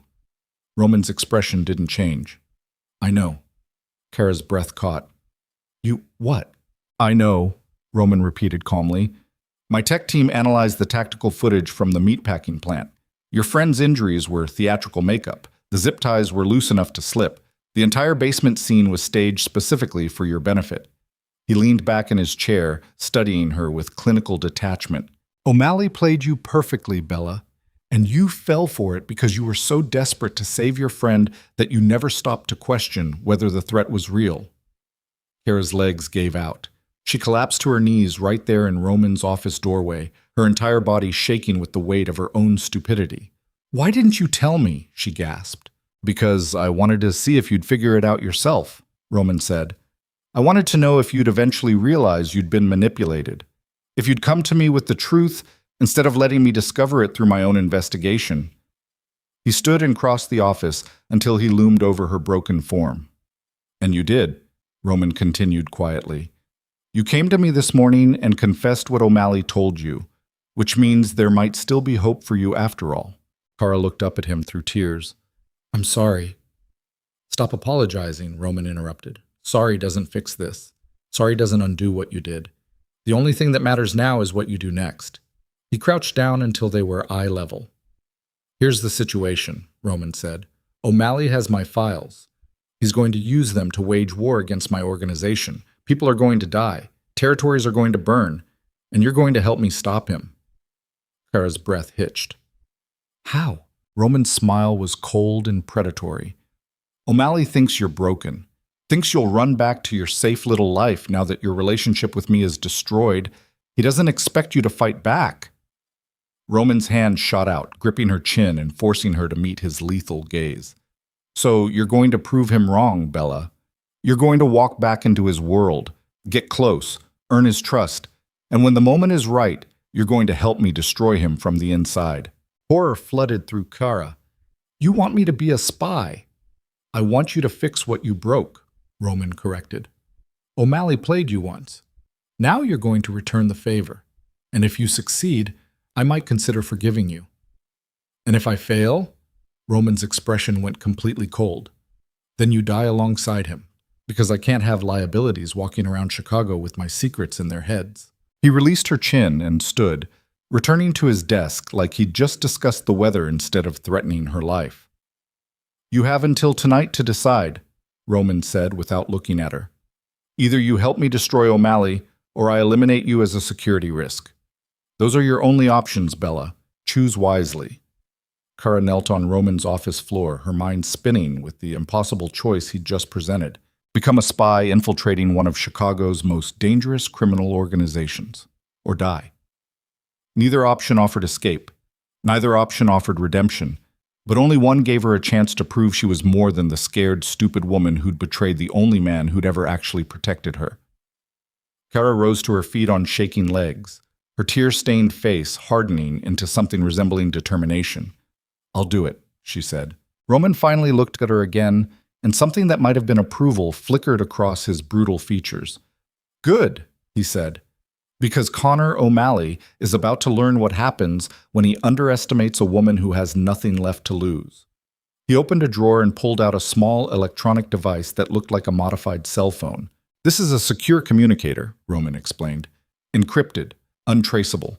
You'll use it to feed me information about O'Malley's operations, his locations, his contacts, his weaknesses. Khara took the device with trembling hands. How do I even get close to him? Roman's smile turned predatory. That's the beautiful part, Bella. You don't have to. O'Malley's going to come to you. He pulled up something on his computer screen and turned the monitor toward her. It showed a text message thread from Connor O'Malley's phone to Khara's number. You proved you're willing to betray Roman for the right motivation. I could use someone with your particular talents. Meet me tomorrow night. I'll send details. Khara's blood ran cold. He wants to recruit me. Of course he does, Roman said. You just handed him the keys to my kingdom. He thinks you're an asset worth cultivating, a potential long-term intelligence source. Roman's black eyes burned into hers. So you're going to let him believe exactly that. You're going to meet with O'Malley, pretend to be disillusioned with me, offer to continue feeding him information, and slowly, carefully, you're going to become the weapon I use to cut out his heart. The plan was insane, suicidal. Khara had never been a spy, never been trained for infiltration or deception. She was a graphic designer from downstate Illinois who'd somehow stumbled into Chicago's criminal underworld and made every possible wrong choice. But Roman was right about one thing. She had nothing left to lose. Her relationship with him was destroyed. Her trust was shattered. Her best friend had been used as a pawn in a game Khara barely understood. The only thing left was to prove she was more than the weak, scared woman everyone believed her to be. When do I start? Khara asked. Roman's expression softened almost imperceptibly. Tonight, he said. O'Malley will send you the meeting location this afternoon. You'll go alone. Wear a wire. Feed me everything he says. And whatever you do, don't let him see how terrified you actually are. He stood and crossed to her, stopping close enough that she could feel the heat radiating from his body. One more thing, Roman said quietly. If at any point you feel like you're in immediate danger, say the phrase, I miss Chicago winters. I'll have an extraction team on you in under 90 seconds. Khara nodded, not trusting her voice. Roman's hand rose slowly, and for a moment Khara thought he might touch her face the way he used to. Instead, he simply tucked a strand of hair behind her ear with devastating gentleness. Don't die, Bella, he murmured. I'd hate to lose you right when you're finally becoming interesting. Then he stepped back, the moment of softness evaporating like it had never existed. Luca will take you home, Roman said, his voice returning to cold professionalism. Pack whatever you need. Say goodbye to your friend. Because once you walk into O'Malley's world, you can't come back until this is finished. Khara understood the subtext. She might not come back at all. That afternoon, Khara sat in her apartment while Maya packed a suitcase with shaking hands. Roman had arranged for Maya to stay at a secure location outside the city until the situation with O'Malley was resolved. For her own protection, for leverage, for all the reasons that made sense in the brutal logic of Chicago's underworld. I don't understand what's happening, Maya said for the 10th time. You're acting like you're going to war. I am, Khara said quietly. She couldn't tell Maya the truth. Couldn't explain that she was about to infiltrate an Irish crime syndicate as a spy for the Mafia Boss she'd betrayed. So instead, she simply hugged her best friend and tried to memorize the feeling of safety before it disappeared entirely. I'll be fine, Khara lied. Roman's handling everything. Maya pulled back, searching Khara's face with worried eyes. Do you love him? The question caught Khara off guard. Did she love Roman Vescari? The man who'd claimed her with brutal certainty, who destroyed her enemies and worshipped her body, and then threatened to kill her when she betrayed him. The man who was currently using her as bait in a war that might consume them both. I don't know, Khara admitted, but I think I might be willing to die finding out. Maya's expression crumpled. Please don't die. I'll try not to. At exactly 6 o'clock, Khara's phone buzzed with a message from an unknown number. Sullivan's Pub, 8 o'clock. Come alone. Don't be late. Connor. O'Malley. Khara showed the message to Luca, who'd been stationed outside her apartment since morning. He nodded once and made a call. 30 minutes later, a tech specialist arrived to wire Khara with audio equipment so small it was practically invisible. A microphone disguised as a shirt button, a transmitter hidden in her bra, emergency beacon sewn into the lining of her jacket. If this went wrong, Roman would at least know where to find her body. At 7:30, Khara stood in front of her bathroom mirror and barely recognized the woman staring back. Gone was the insecure graphic designer who'd walked into that charity gala wearing emerald silk and quiet self-hatred. In her place stood someone harder, someone who'd been broken and betrayed and forced to rebuild herself from pieces that no longer fit together the way they used to. Someone willing to walk into enemy territory with nothing but a wire and a prayer. Khara took a deep breath, straightened her shoulders, and headed toward Sullivan's Pub, toward Connor O'Malley, toward the point of no return where the only way out was through the violence waiting on the other side. Sullivan's Pub sat in the heart of Bridgeport like a relic from another century. Dark wood, stained glass. The kind of Irish establishment where generations of families had celebrated births and mourned deaths and conducted business that never made it into police reports. Khara pushed through the heavy oak door at exactly 8 o'clock, her heart hammering so violently she was certain everyone in the bar could hear it. The pub was surprisingly crowded for a weeknight. Working-class men hunched over pints of Guinness. A few couples occupied corner booths. Celtic music played softly from speakers hidden somewhere in the pressed tin ceiling. But everyone fell silent the moment Khara entered. Every eye in the room tracked her movement toward the back corner where Connor O'Malley sat alone in a private booth, a crystal tumbler of whiskey sitting untouched before him. He looked exactly as dangerous as she remembered, graying hair, cold blue eyes. The kind of face that suggested violence was a profession rather than a passion. Connor gestured to the seat across from him. Miss Vale? Punctual. I appreciate that in an asset. Khara slid into the booth, her spine rigid with tension. The wire hidden beneath her clothes felt like it was burning against her skin. She was acutely aware that Roman was listening to every word through the encrypted receiver, that he had teams positioned throughout the neighborhood ready to extract her if this went wrong, that her life depended on selling this performance. You said you wanted to meet, Khara said, keeping her voice steady. So talk.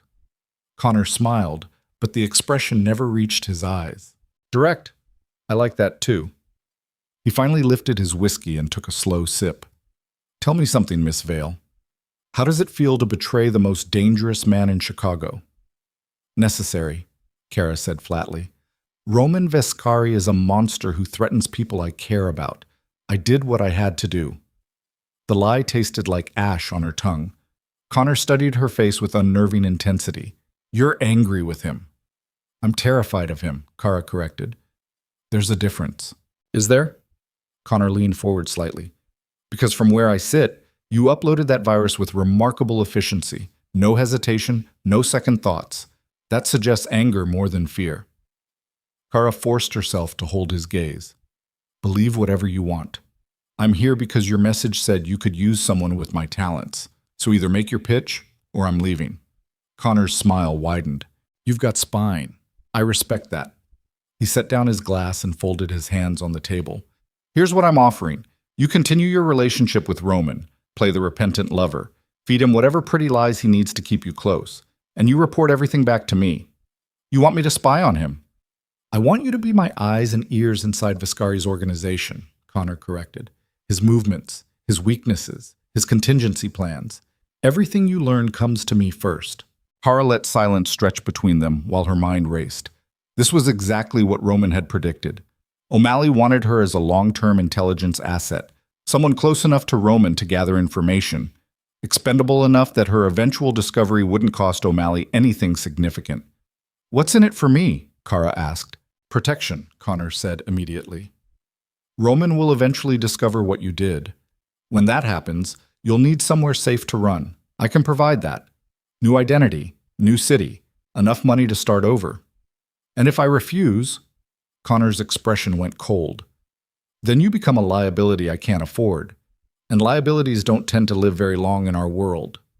There it was, the threat wrapped in reasonable tones. Khara forced herself to lean back in the booth, projecting false confidence she didn't feel. I want $50,000 up front, she said, and guaranteed protection for my friend Maya. Those are my terms. Connor's eyebrows rose slightly. You negotiate. Interesting. I'm risking my life, Khara said. I want to make sure it's worth dying for.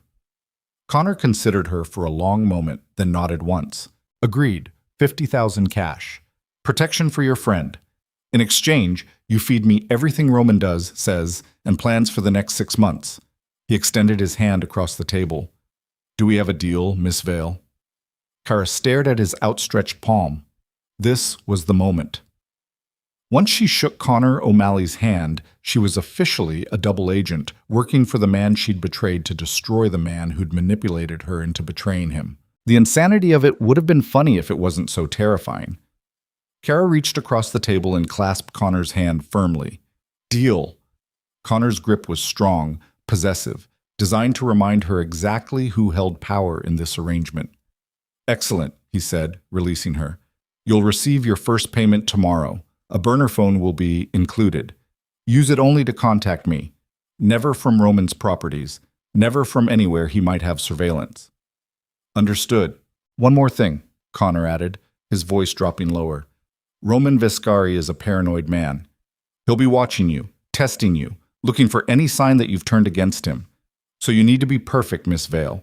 No mistakes, no hesitation, because the moment he suspects you're working for me, you're dead. The words settled over Khara like a weighted blanket. I can handle Roman. Can you? Connor's smile turned predatory. Because I've seen what he does to traitors, and it's not quick. It's not merciful. He makes them suffer as an example to anyone else who might consider betraying him. He leaned forward until his face was inches from hers.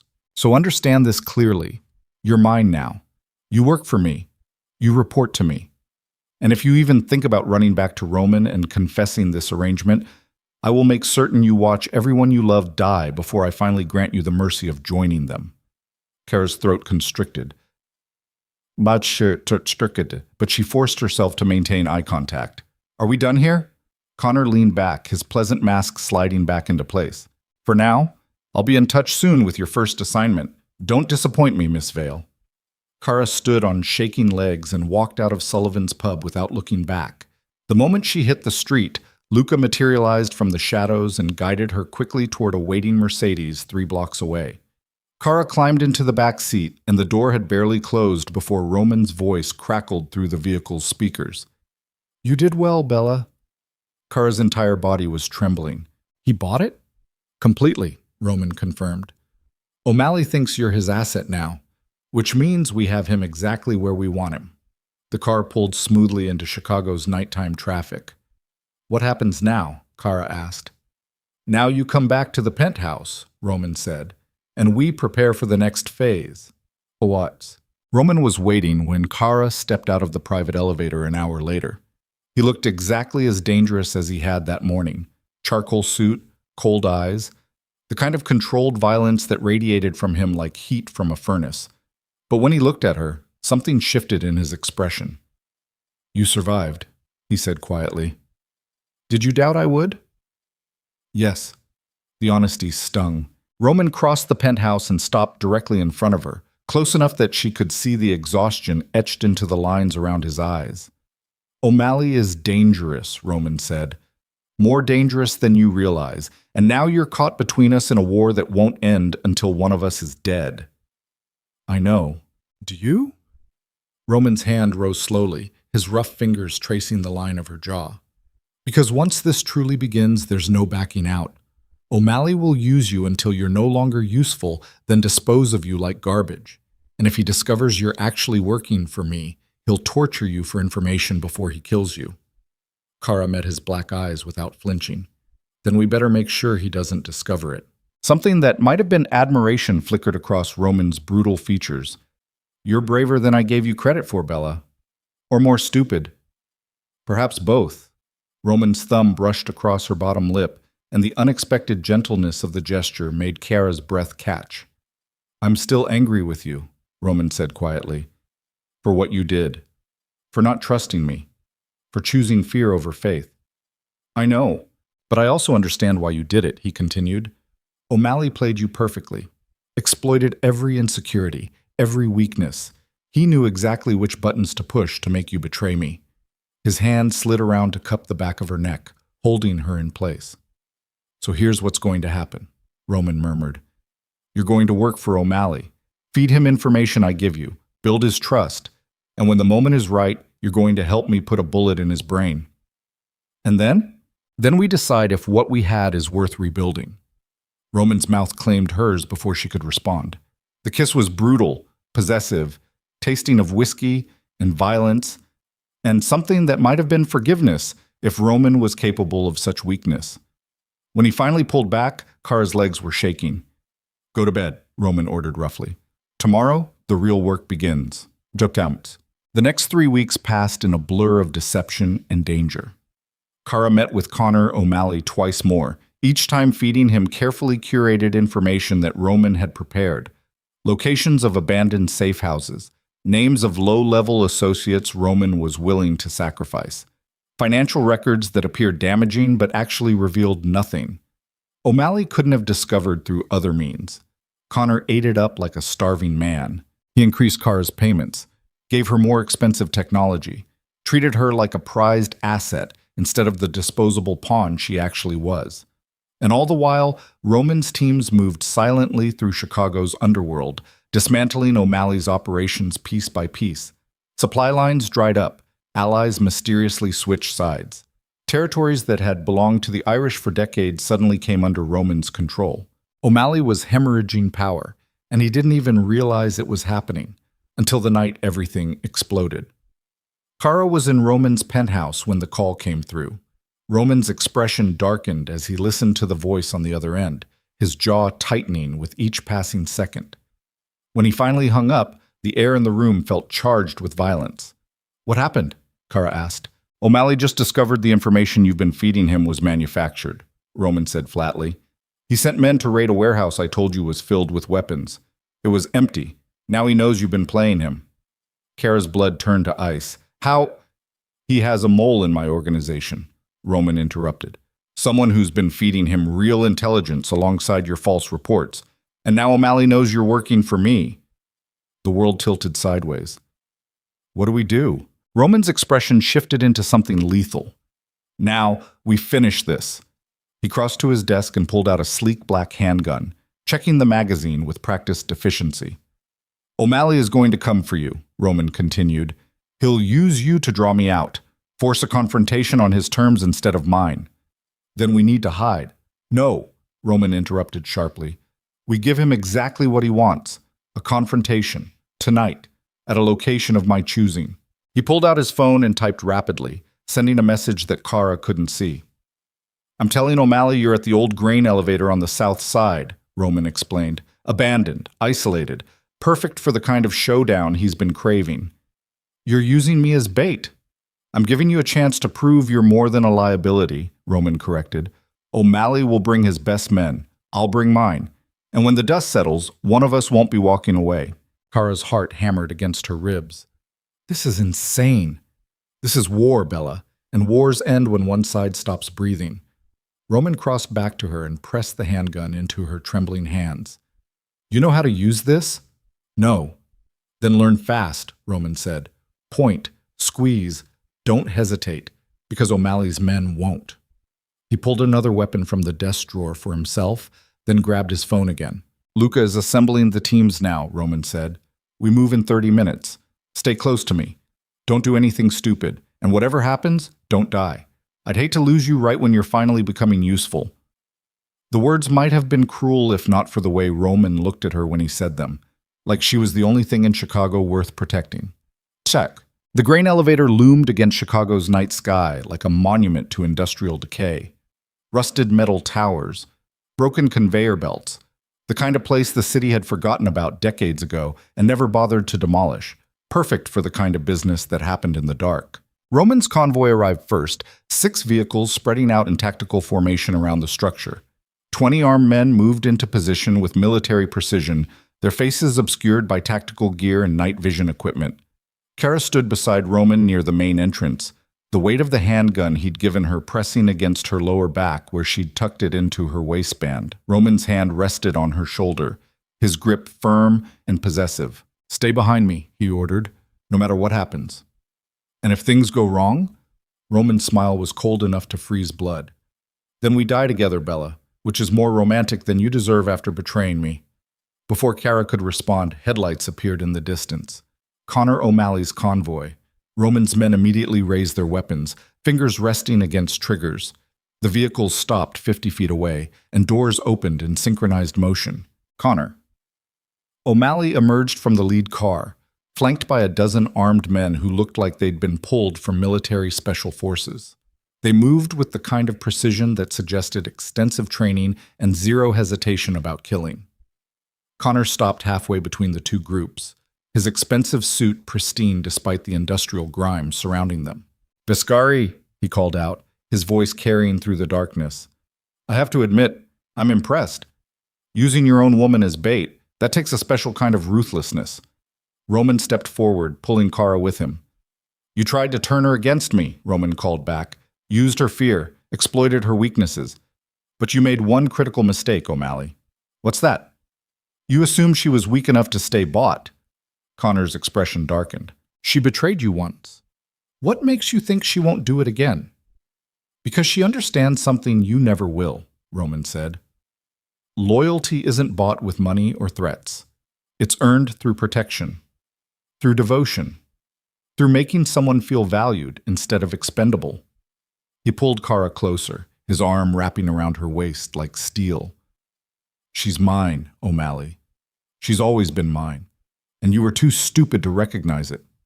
Connor's cold blue eyes locked onto Khara. "Is that true, Miss Vale? You chose him over me? Over safety and freedom and everything I offered?" Khara's throat constricted. This was the moment. The final choice that would determine whether she lived or died.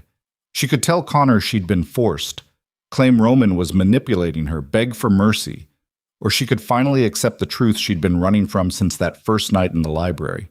Roman Vescari was brutal, possessive, and absolutely terrifying. But he'd also looked at her broken pieces and decided she was worth defending.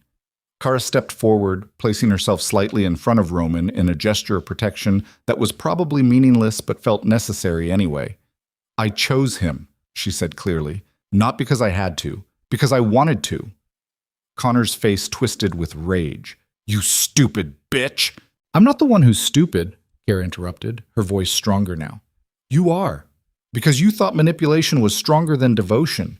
You thought fear was more powerful than choice, and now you're about to learn exactly how wrong you were." The air between the two groups crackled with violence held on a hair trigger. Connor's hand moved toward the weapon at his waist. Roman's men raised their rifles in immediate response. "Last chance, O'Malley," Roman called out. "Walk away. Leave Chicago. Never come back, and I'll let you live." Connor laughed, harsh, bitter, furious. "You really think I'm going to run from you? I've been waiting years for someone to finally challenge your reign, and now that I have everything I need to destroy you, you expect me to just leave?" "Yes," Roman said simply, "because the alternative is dying here tonight. And I promise you, O'Malley, dying at my hands is not quick. It's not merciful. I make it last." Connor's face contorted with rage. "Kill them all!" he screamed. Chaos exploded. Gunfire erupted from both sides simultaneously, muzzle flashes lighting up the darkness like deadly fireworks. Roman grabbed Khara and yanked her behind one of the grain elevator's massive concrete support pillars as bullets shredded the air where they'd been standing seconds before. "Stay down!" Roman roared over the cacophony of automatic weapons fire. He leaned around the pillar and returned fire with brutal efficiency, each shot calculated and lethal. Khara pressed herself against the cold concrete, her heart hammering so violently she thought it might explode. The handgun Roman had given her felt impossibly heavy in her grip. Someone screamed nearby, one of Roman's men going down. More gunfire. More screaming. The smell of cordite and blood filled the air. Roman's voice crackled through the radiocom system his teams were using. "Alpha team flank left. Beta take the high ground. No one gets out alive." Khara risked a glance around the pillar and immediately regretted it. Bodies littered the ground between the two groups, some moving, most not. Blood pooled on the concrete, reflecting the sporadic muzzle flashes like horrifying mirrors. This wasn't a confrontation. This was a massacre, and Khara was trapped in the middle of it. A figure suddenly appeared around the opposite side of the pillar, one of O'Malley's men, his weapon swinging toward Khara's face. Instinct took over. Khara raised the handgun Roman had given her and squeezed the trigger. The recoil shocked through her wrists, but the shot went wide. The man lunged forward, and Roman materialized like violence personified. He grabbed the attacker from behind, his knife appearing from nowhere, and sliding between the man's ribs with surgical precision. The body dropped. Roman turned to Khara, his face splattered with blood that wasn't his. "Are you hit?" "No." "Good. Stay close." He grabbed her wrist and pulled her deeper into the grain elevator structure, away from the main firefight. They moved through corridors of rusted metal and broken machinery while gunfire echoed behind them. Roman's radio crackled constantly with updates. "Team Alpha secured the east side. Beta's pinned down on the catwalk. O'Malley's retreating toward the—" Roman cut through the chatter with cold authority. "Lock down all exits. I want O'Malley alive."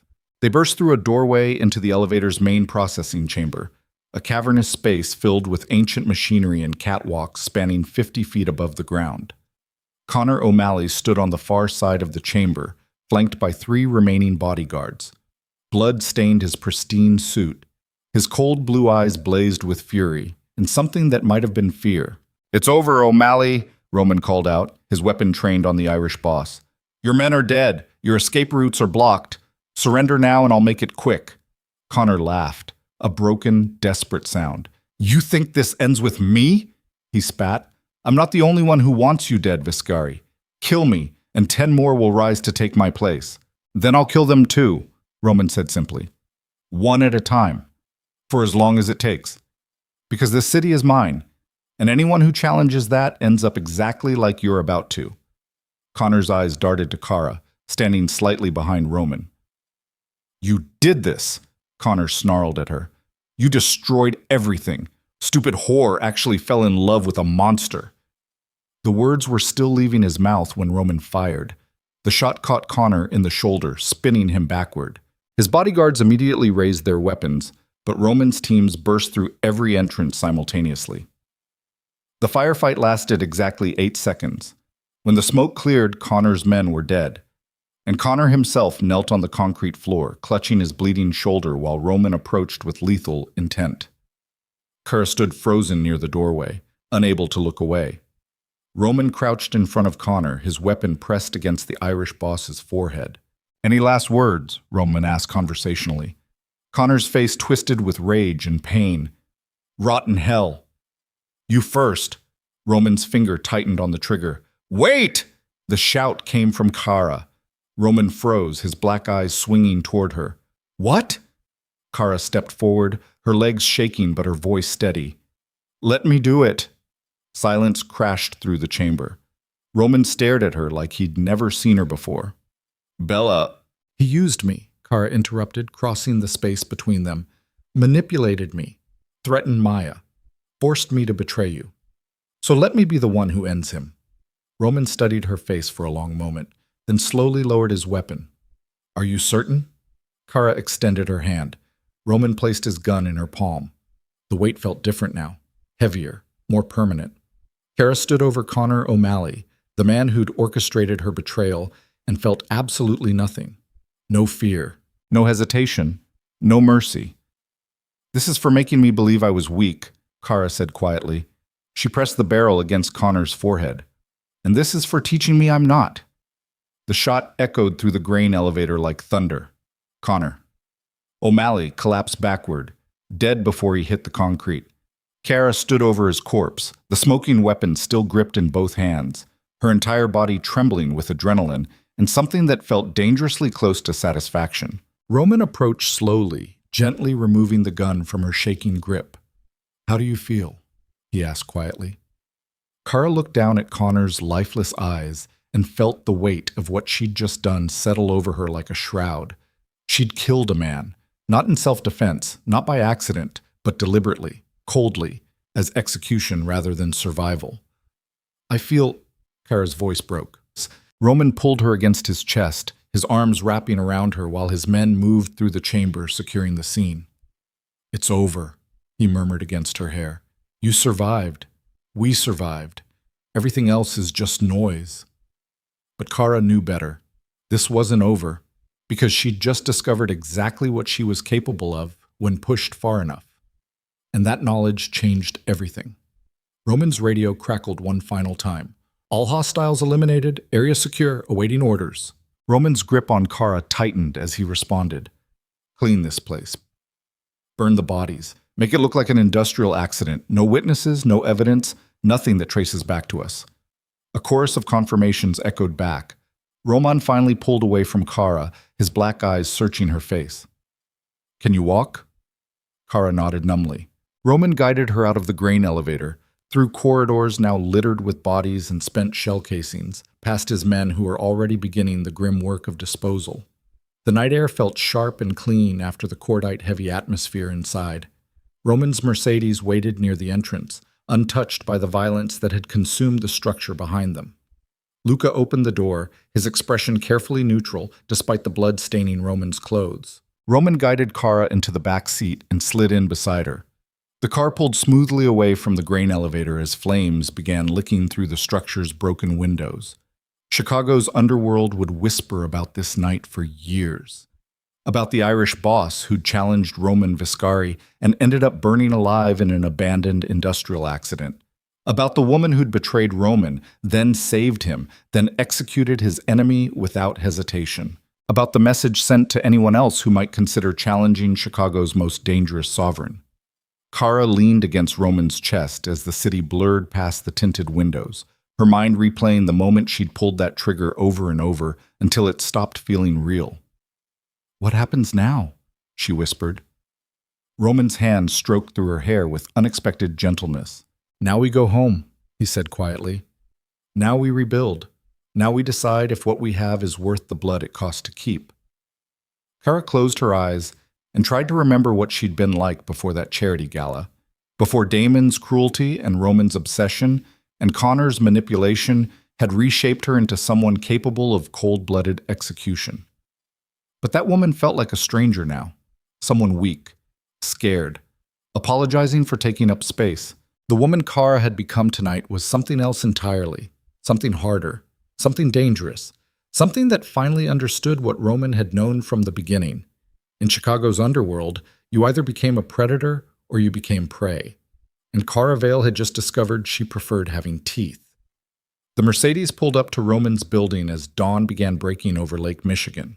Roman guided Khara into the private elevator, his hand possessive on her lower back. When they finally reached the penthouse, Roman poured himself a whiskey and stood before the floor-to-ceiling windows overlooking the awakening city. Khara joined him silently, her reflection ghostly in the glass. "I killed him," she said quietly. "Yes." I looked him in the eyes and pulled the trigger. "You did. And I don't feel guilty." Roman turned to face her, his black eyes reflecting something that might have been pride. "Good," he said simply. "Because guilt is for people who regret their choices.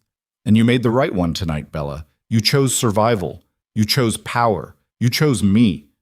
His hand rose to cup her face, thumb tracing the line of her jaw. "You're not the same woman who walked into that charity gala 3 weeks ago," Roman continued. "That woman was broken, scared, convinced she was too much for any room she entered. But the woman standing in front of me now?" His smile turned predatory. "She's a queen who just learned she's been wearing a crown the entire time." Khara met his gaze without flinching. "What if I don't want to be a queen in your world?" "Then you're lying to yourself," Roman said. "Because I saw your face when you pulled that trigger. You felt powerful. You felt vindicated. You felt like you finally stopped apologizing for existing." He leaned closer, his breath ghosting across her lips. "That's what I've been trying to show you from the beginning, Bella. You were never too much. The world was just too small to contain you." Roman kissed her then. Brutal, possessive, tasting of whiskey and violence and promises neither of them knew if they could keep. When he finally pulled back, Khara's legs were shaking for entirely different reasons than before. "Get some sleep," Roman murmured. "Tomorrow we start rebuilding what O'Malley tried to destroy, and you're going to help me do it." It wasn't a request. It was a declaration of partnership forged in blood and betrayal, and something that might have been love if either of them knew how to define it. Khara nodded and turned toward the bedroom, but Roman's voice stopped her at the doorway. "Khara." She looked back. Roman stood silhouetted against the awakening city, his expression unreadable. "I meant what I said that first night in the library," he said quietly. "You're mine. Completely. Permanently. No exceptions. And after tonight, the entire city knows it." Khara held his gaze for a long moment, then smiled. Dark, dangerous, finally accepting the truth she'd been running from since the moment Roman Viscari had found her crying in the dark. "Good," she said simply. Then she disappeared into the bedroom, leaving Chicago's most ruthless sovereign standing alone in the dawn light, a man who'd just discovered that claiming a broken woman and teaching her she was never actually broken at all might be the most dangerous thing he'd ever done, because Khara Vale had finally stopped apologizing for taking up space. And women who stopped apologizing became absolutely unstoppable. Khara woke to sunlight streaming through Roman's bedroom windows, and the distant sound of Lake Michigan lapping against the shoreline far below. Her body ached in places she didn't know could hurt. Muscles strained from tension, shoulders knotted from the recoil of a weapon she'd fired without hesitation. Hands still trembling slightly from the memory of what they'd done. She'd killed a man last night. The thought should have devastated her, should have sent her spiraling into guilt and horror and all the emotions her therapist had once promised would come if she ever crossed that ultimate line. But all Khara felt was empty. Not hollow, not broken, just clean, like she'd finally purged something toxic that had been living inside her for years. The bedroom door opened quietly, and Roman appeared carrying a tray with coffee and what looked like breakfast from one of Chicago's exclusive bakeries. He was already dressed in a fresh suit, his dark hair still damp from a shower, looking like a man who hadn't spent the previous night orchestrating a massacre. "You're awake," he said, setting the tray on the nightstand. Khara sat up slowly, pulling the silk sheets around herself. "How long did I sleep?" 6 hours. Roman settled onto the edge of the bed, his black eyes searching her face with unnerving intensity. "How do you feel?" The question was loaded with meanings neither of them wanted to examine too closely. "Like I became someone else last night," Khara admitted quietly. "Someone I don't entirely recognize." Roman's expression softened almost imperceptibly. "You became who you always were underneath the fear," he said. "O'Malley didn't create that woman. Damon didn't destroy her. She was always there, Bella, just waiting for someone to show her she didn't need permission to exist." He reached out and tucked a strand of her dark hair behind her ear with surprising gentleness. "The question is whether you can live with her now that you've met." Khara considered this while she wrapped her hands around the coffee cup, letting the warmth seep into her still trembling fingers. Could she live with the woman who'd executed Connor O'Malley without hesitation? The woman who'd looked into a dying man's eyes and felt satisfaction instead of remorse? I don't know, she admitted, but I don't think I have a choice anymore. Everyone has choices, Roman said. You could leave right now. Walk away from me, from this life, from everything that happened. Start over somewhere O'Malley's name means nothing and mine means even less. The offer hung between them like smoke. Khara studied Roman's face, looking for the trap hidden beneath his words.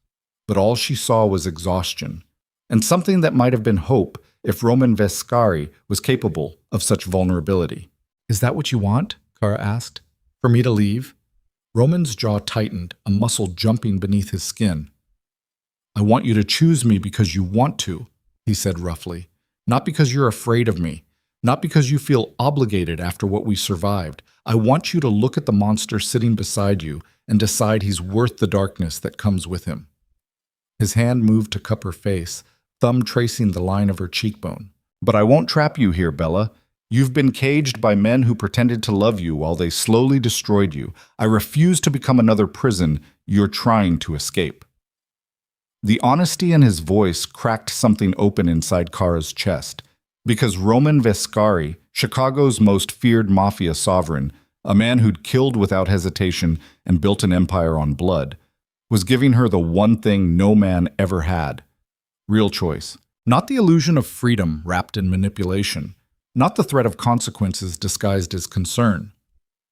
Just pure, terrifying choice. Khara set down her coffee and turned to face Roman fully, meeting his black eyes without flinching. I killed a man last night, she said quietly. Not in self-defense. Not by accident.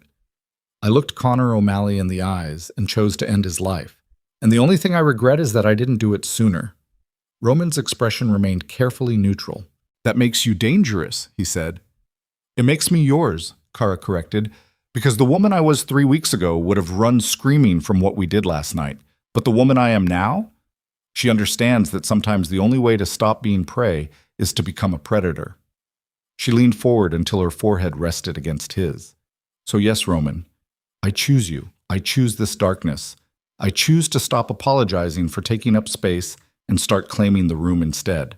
Roman's arms wrapped around her with bruising intensity, pulling her against his chest like she might disappear if he loosened his grip. Then you're mine, he murmured against her hair. Completely. Permanently.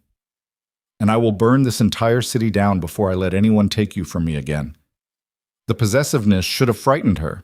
Instead, Khara felt something settle inside her chest that might have been peace if either of them knew what that word actually meant. They stayed like that for a long moment while Chicago woke up outside the penthouse windows, completely unaware that its underworld had fundamentally shifted overnight. Finally, Roman pulled back. There's something you need to see, he said, standing and offering his hand. Khara took it without hesitation, allowing him to guide her out of the bedroom and into his home office. The space looked different in daylight, less menacing, more like what it actually was, the command center of a criminal empire that spanned half the Midwest. Roman crossed to his desk and pulled up something on his computer screen. O'Malley's death was reported as an industrial accident, he explained. Gas leak at an abandoned grain elevator, 12 casualties, no suspects. The police have already closed the investigation. He pulled up another screen showing financial transfers. His territories have been redistributed among families loyal to me. His remaining associates have either pledged allegiance or disappeared, and every piece of intelligence he stole from my servers was corrupted beyond recovery before he could use it. Roman turned to face her, his expression unreadable. You understand what this means? O'Malley was my last significant challenger in Chicago. With him gone, I control everything. And that makes you the most dangerous woman in the city, Bella, because everyone knows you're mine. Which means anyone who wants to hurt me will come for you first. The warning settled over Khara like a weighted blanket. So what do? We adapt, Roman said. I'm moving you into the penthouse permanently, assigning personal security, teaching you how to defend yourself properly so what happened last night doesn't rely on luck and adrenaline. He crossed back to her, his hands settling on her shoulders. You're not a liability anymore, Khara. You're my partner, my equal. The queen standing beside Chicago's king, and that means learning to rule instead of merely surviving. The declaration should have been overwhelming. But Khara simply nodded, accepting the weight of what Roman was offering, because she'd spent 3 years with Damon being told she was too much, too loud, too big, too wrong. And she'd spent 3 weeks with Roman learning that she wasn't too much at all. The world had just been too small to contain her. "When do we start?" Khara asked. Roman's smile turned predatory. "Right now." Sam. The next month transformed Khara in ways she couldn't have imagined. Roman kept his promise. He moved her belongings into the penthouse piece by piece until her apartment in Lincoln Park felt like a memory of someone else's life. He assigned her 2 personal bodyguards who followed at a discreet distance wherever she went. And 3 times a week, he took her to a private shooting range where she learned to handle weapons with the same casual efficiency Roman displayed. But more than the physical changes, something fundamental shifted inside Khara herself. She stopped flinching when Roman touched her unexpectedly, stopped apologizing when she took up space in a room, stopped shrinking herself to make other people comfortable. She attended galas on Roman's arm wearing couture designed to celebrate rather than conceal her curves, and when people stared, she stared back until they looked away first. She sat in on business meetings where Roman negotiated territory disputes and financial arrangements with men who'd spent decades in Chicago's underworld, and she contributed ideas that Roman actually implemented. She became exactly what he'd promised that first night in the library, a queen who'd finally realized she'd been wearing a crown the entire time. Maya visited twice during those first weeks, each time looking more uncomfortable in the penthouse's luxury than the last. "You're different," Maya said during her second visit, watching Khara move through Roman's space with the confidence of someone who belonged there. "Not bad different, just harder." Khara poured them both wine from Roman's extensive collection and settled onto the couch overlooking the city. "I killed a man," she said quietly. "That changes you." Maya's eyes went wide. "You... what?" "Connor O'Malley, the Irish boss who threatened you. Roman gave me the choice to end him, and I took it." Silence stretched between them while Maya processed this information. "Do you regret it?" she finally asked. Khara considered the question honestly.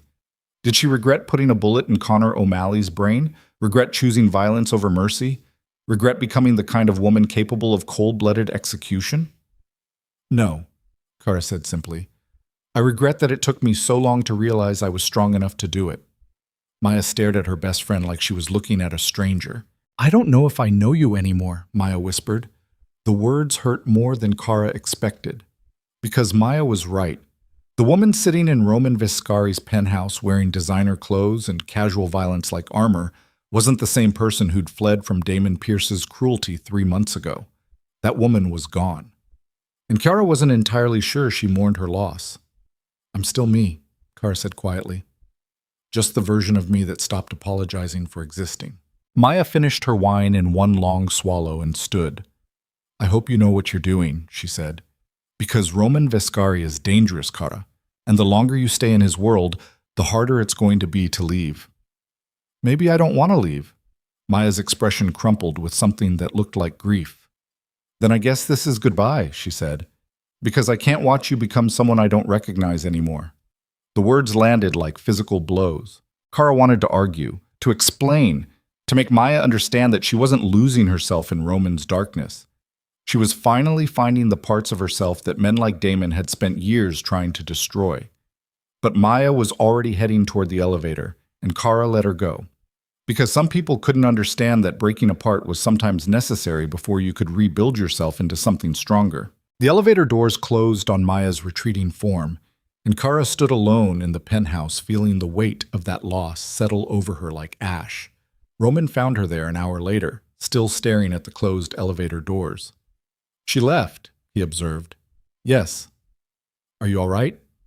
Khara turned to face him, and Roman must have seen something in her expression because his own features softened. "Losing people hurts," he said quietly, "even when it's necessary." "How do you live with it?" Khara asked. "Knowing that choosing this life means losing everyone who can't understand it?" Roman crossed to her and pulled her against his chest, his arms wrapping around her with surprising gentleness. You build new connections, he said.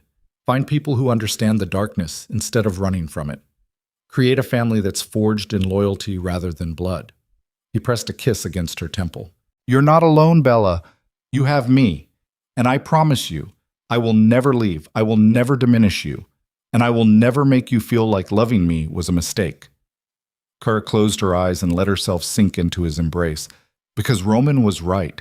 She'd lost Maya, lost the safety of her old life, lost the illusion that she could ever go back to being the woman she was before that charity gala.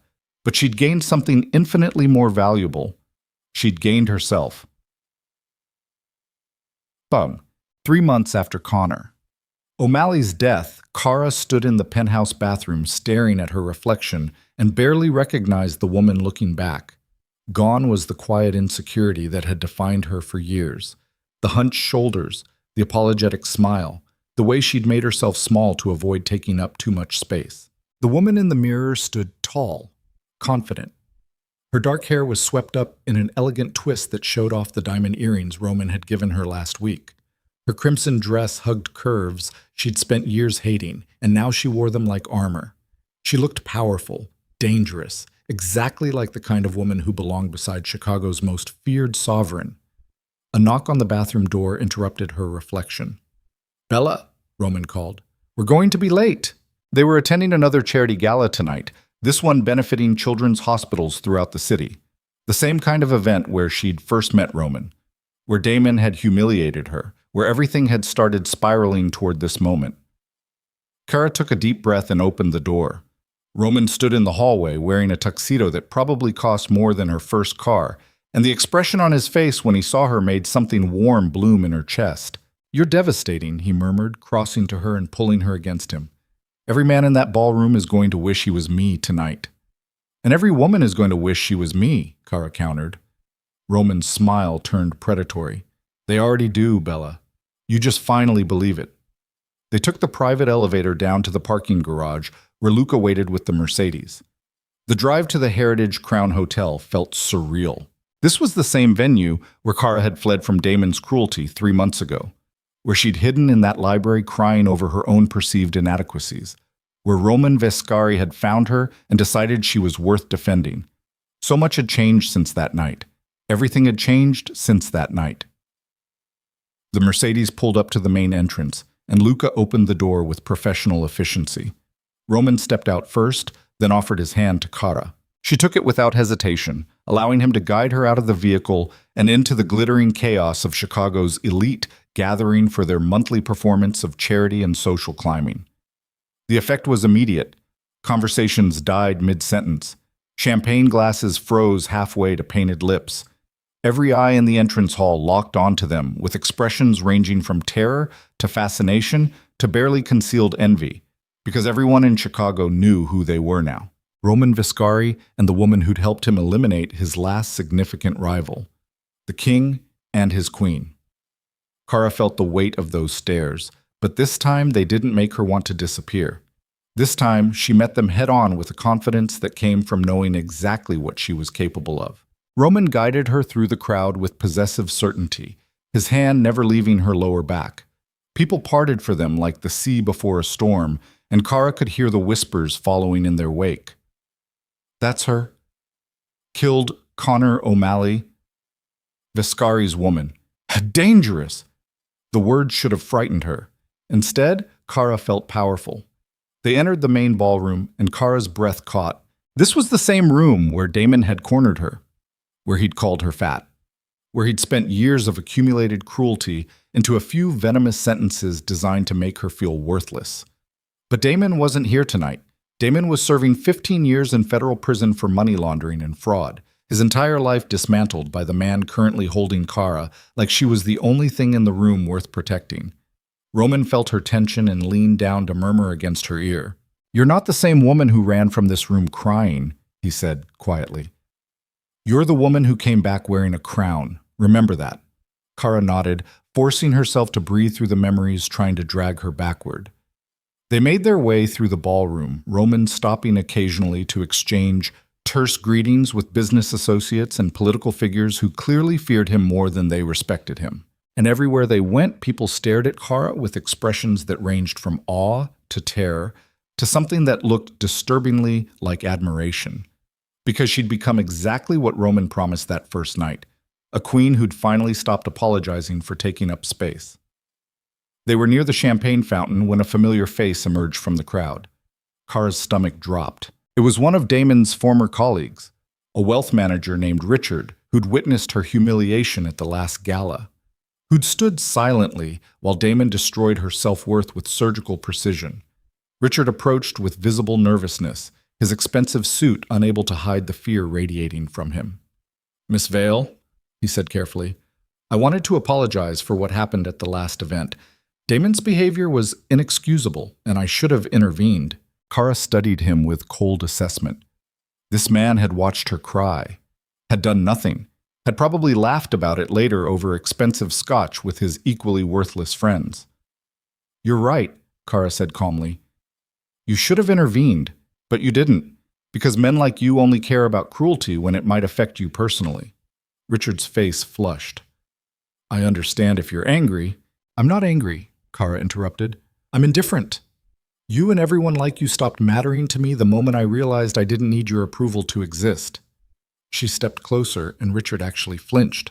"So here's what's going to happen," Khara continued softly. "You're going to walk away from me. You're going to forget I exist.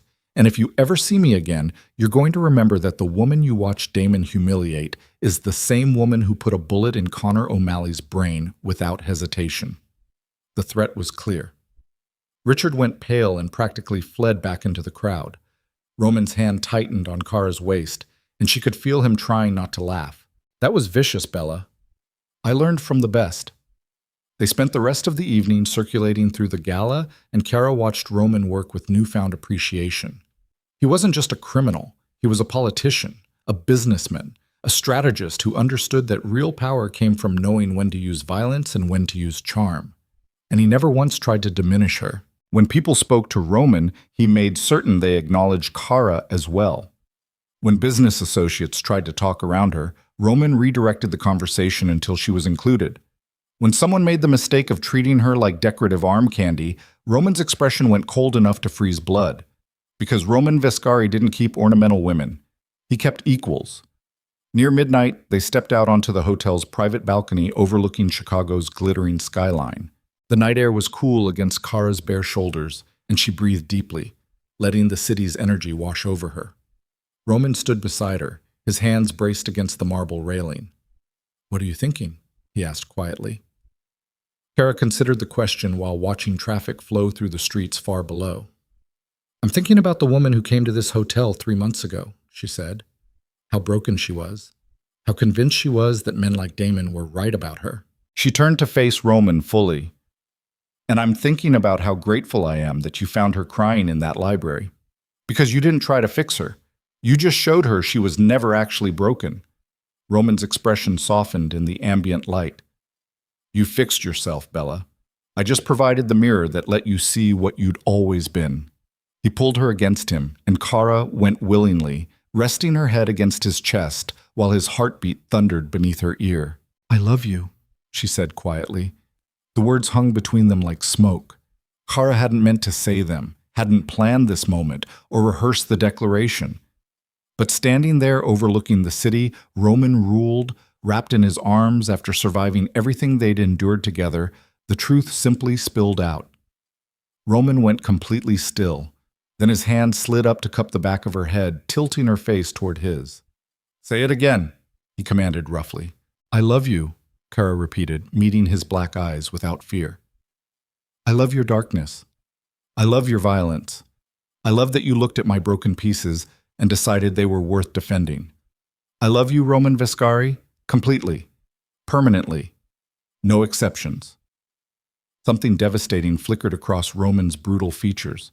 "I've killed men for less than what I feel for you," he said quietly, "destroyed lives, burned entire territories to the ground, and I would do it again without hesitation if it meant keeping you safe." He pressed his forehead against hers. "I love you, Bella. More than power, more than this city, more than anything I've ever built or claimed or conquered. You are the only thing in this world that could bring me to my knees. Then he kissed her. Brutal, possessive, tasting of champagne and promises neither of them knew if they could keep but were willing to die trying. When they finally broke apart, Chicago glittered below them like a kingdom waiting to be claimed. "What happens now?" Khara asked. Roman's smile turned predatory. "Now we rule," he said simply. "Together. As equals. As partners. As the king and queen this city has been waiting for." He pulled a small velvet box from his tuxedo pocket, and Khara's breath caught. Inside was a ring. A massive ruby surrounded by diamonds that probably cost more than most people earned in a lifetime. "This isn't a proposal," Roman said quietly, "because you already chose me the night you put a bullet in O'Malley.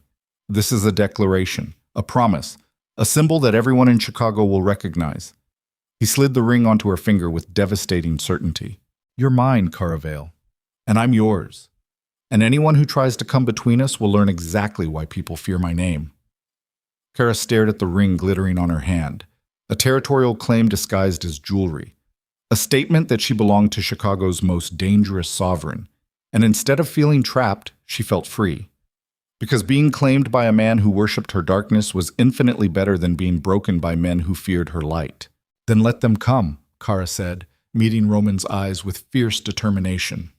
"Let them try to take what's ours, and we'll show them exactly what happens when they underestimate a queen who's finally learned she's been wearing a crown the entire time." Roman's laugh was dark and genuinely delighted. "That's my girl," he murmured.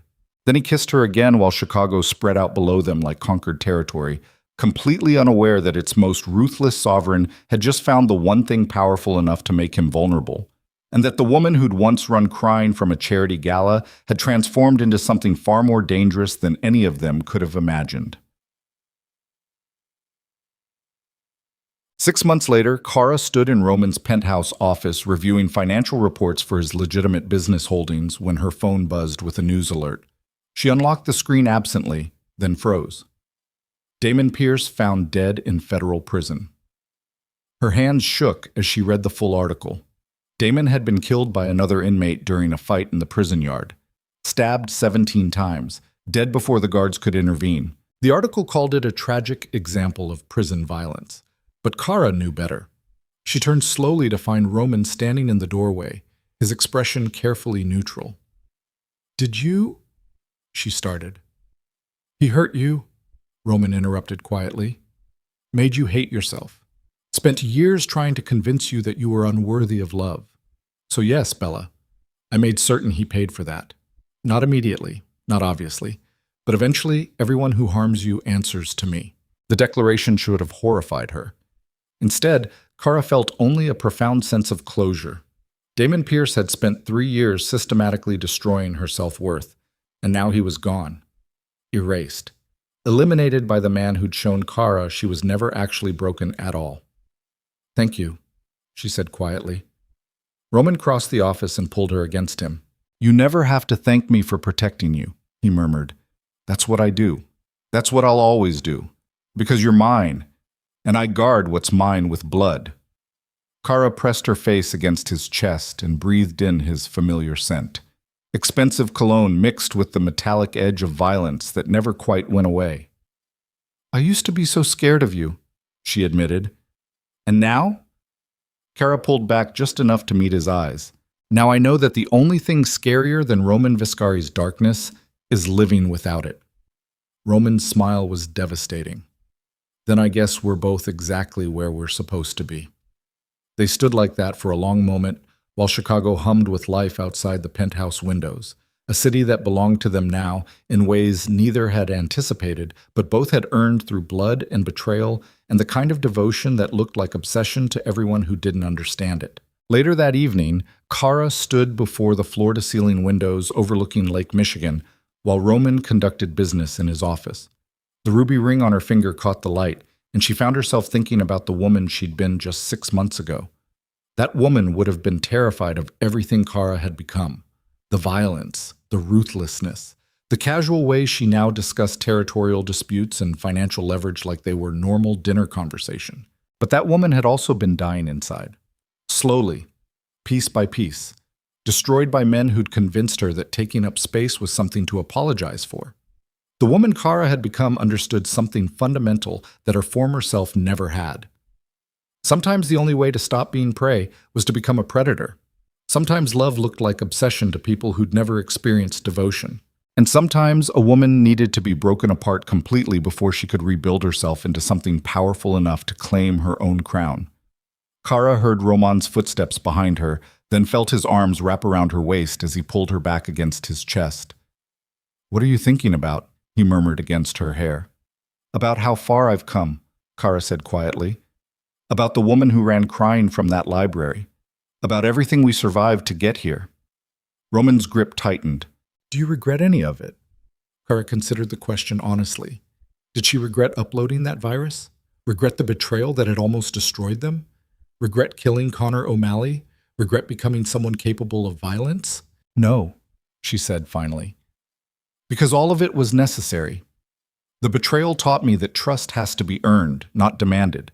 The violence taught me that survival sometimes requires brutality. And loving you taught me that I was never too much. The world was just too small to contain me." She turned in his arms until she could see his face. "You once told me that I'd become unstoppable the moment I realized I was never the problem," Khara said. "And you were right. I spent years letting men like Damon convince me I needed to shrink myself. But you showed me something different." Roman's black eyes burned into hers with devastating intensity. "What did I show you, Bella?" Khara smiled, dark, dangerous, finally accepting the truth she'd been running from since that first night when Roman Viscari had found her crying in the darkness and decided she was worth defending. "You showed me that queens don't apologize for wearing crowns," she said. "They just burn down anyone stupid enough to try taking them." Roman's laugh was genuine and devastating.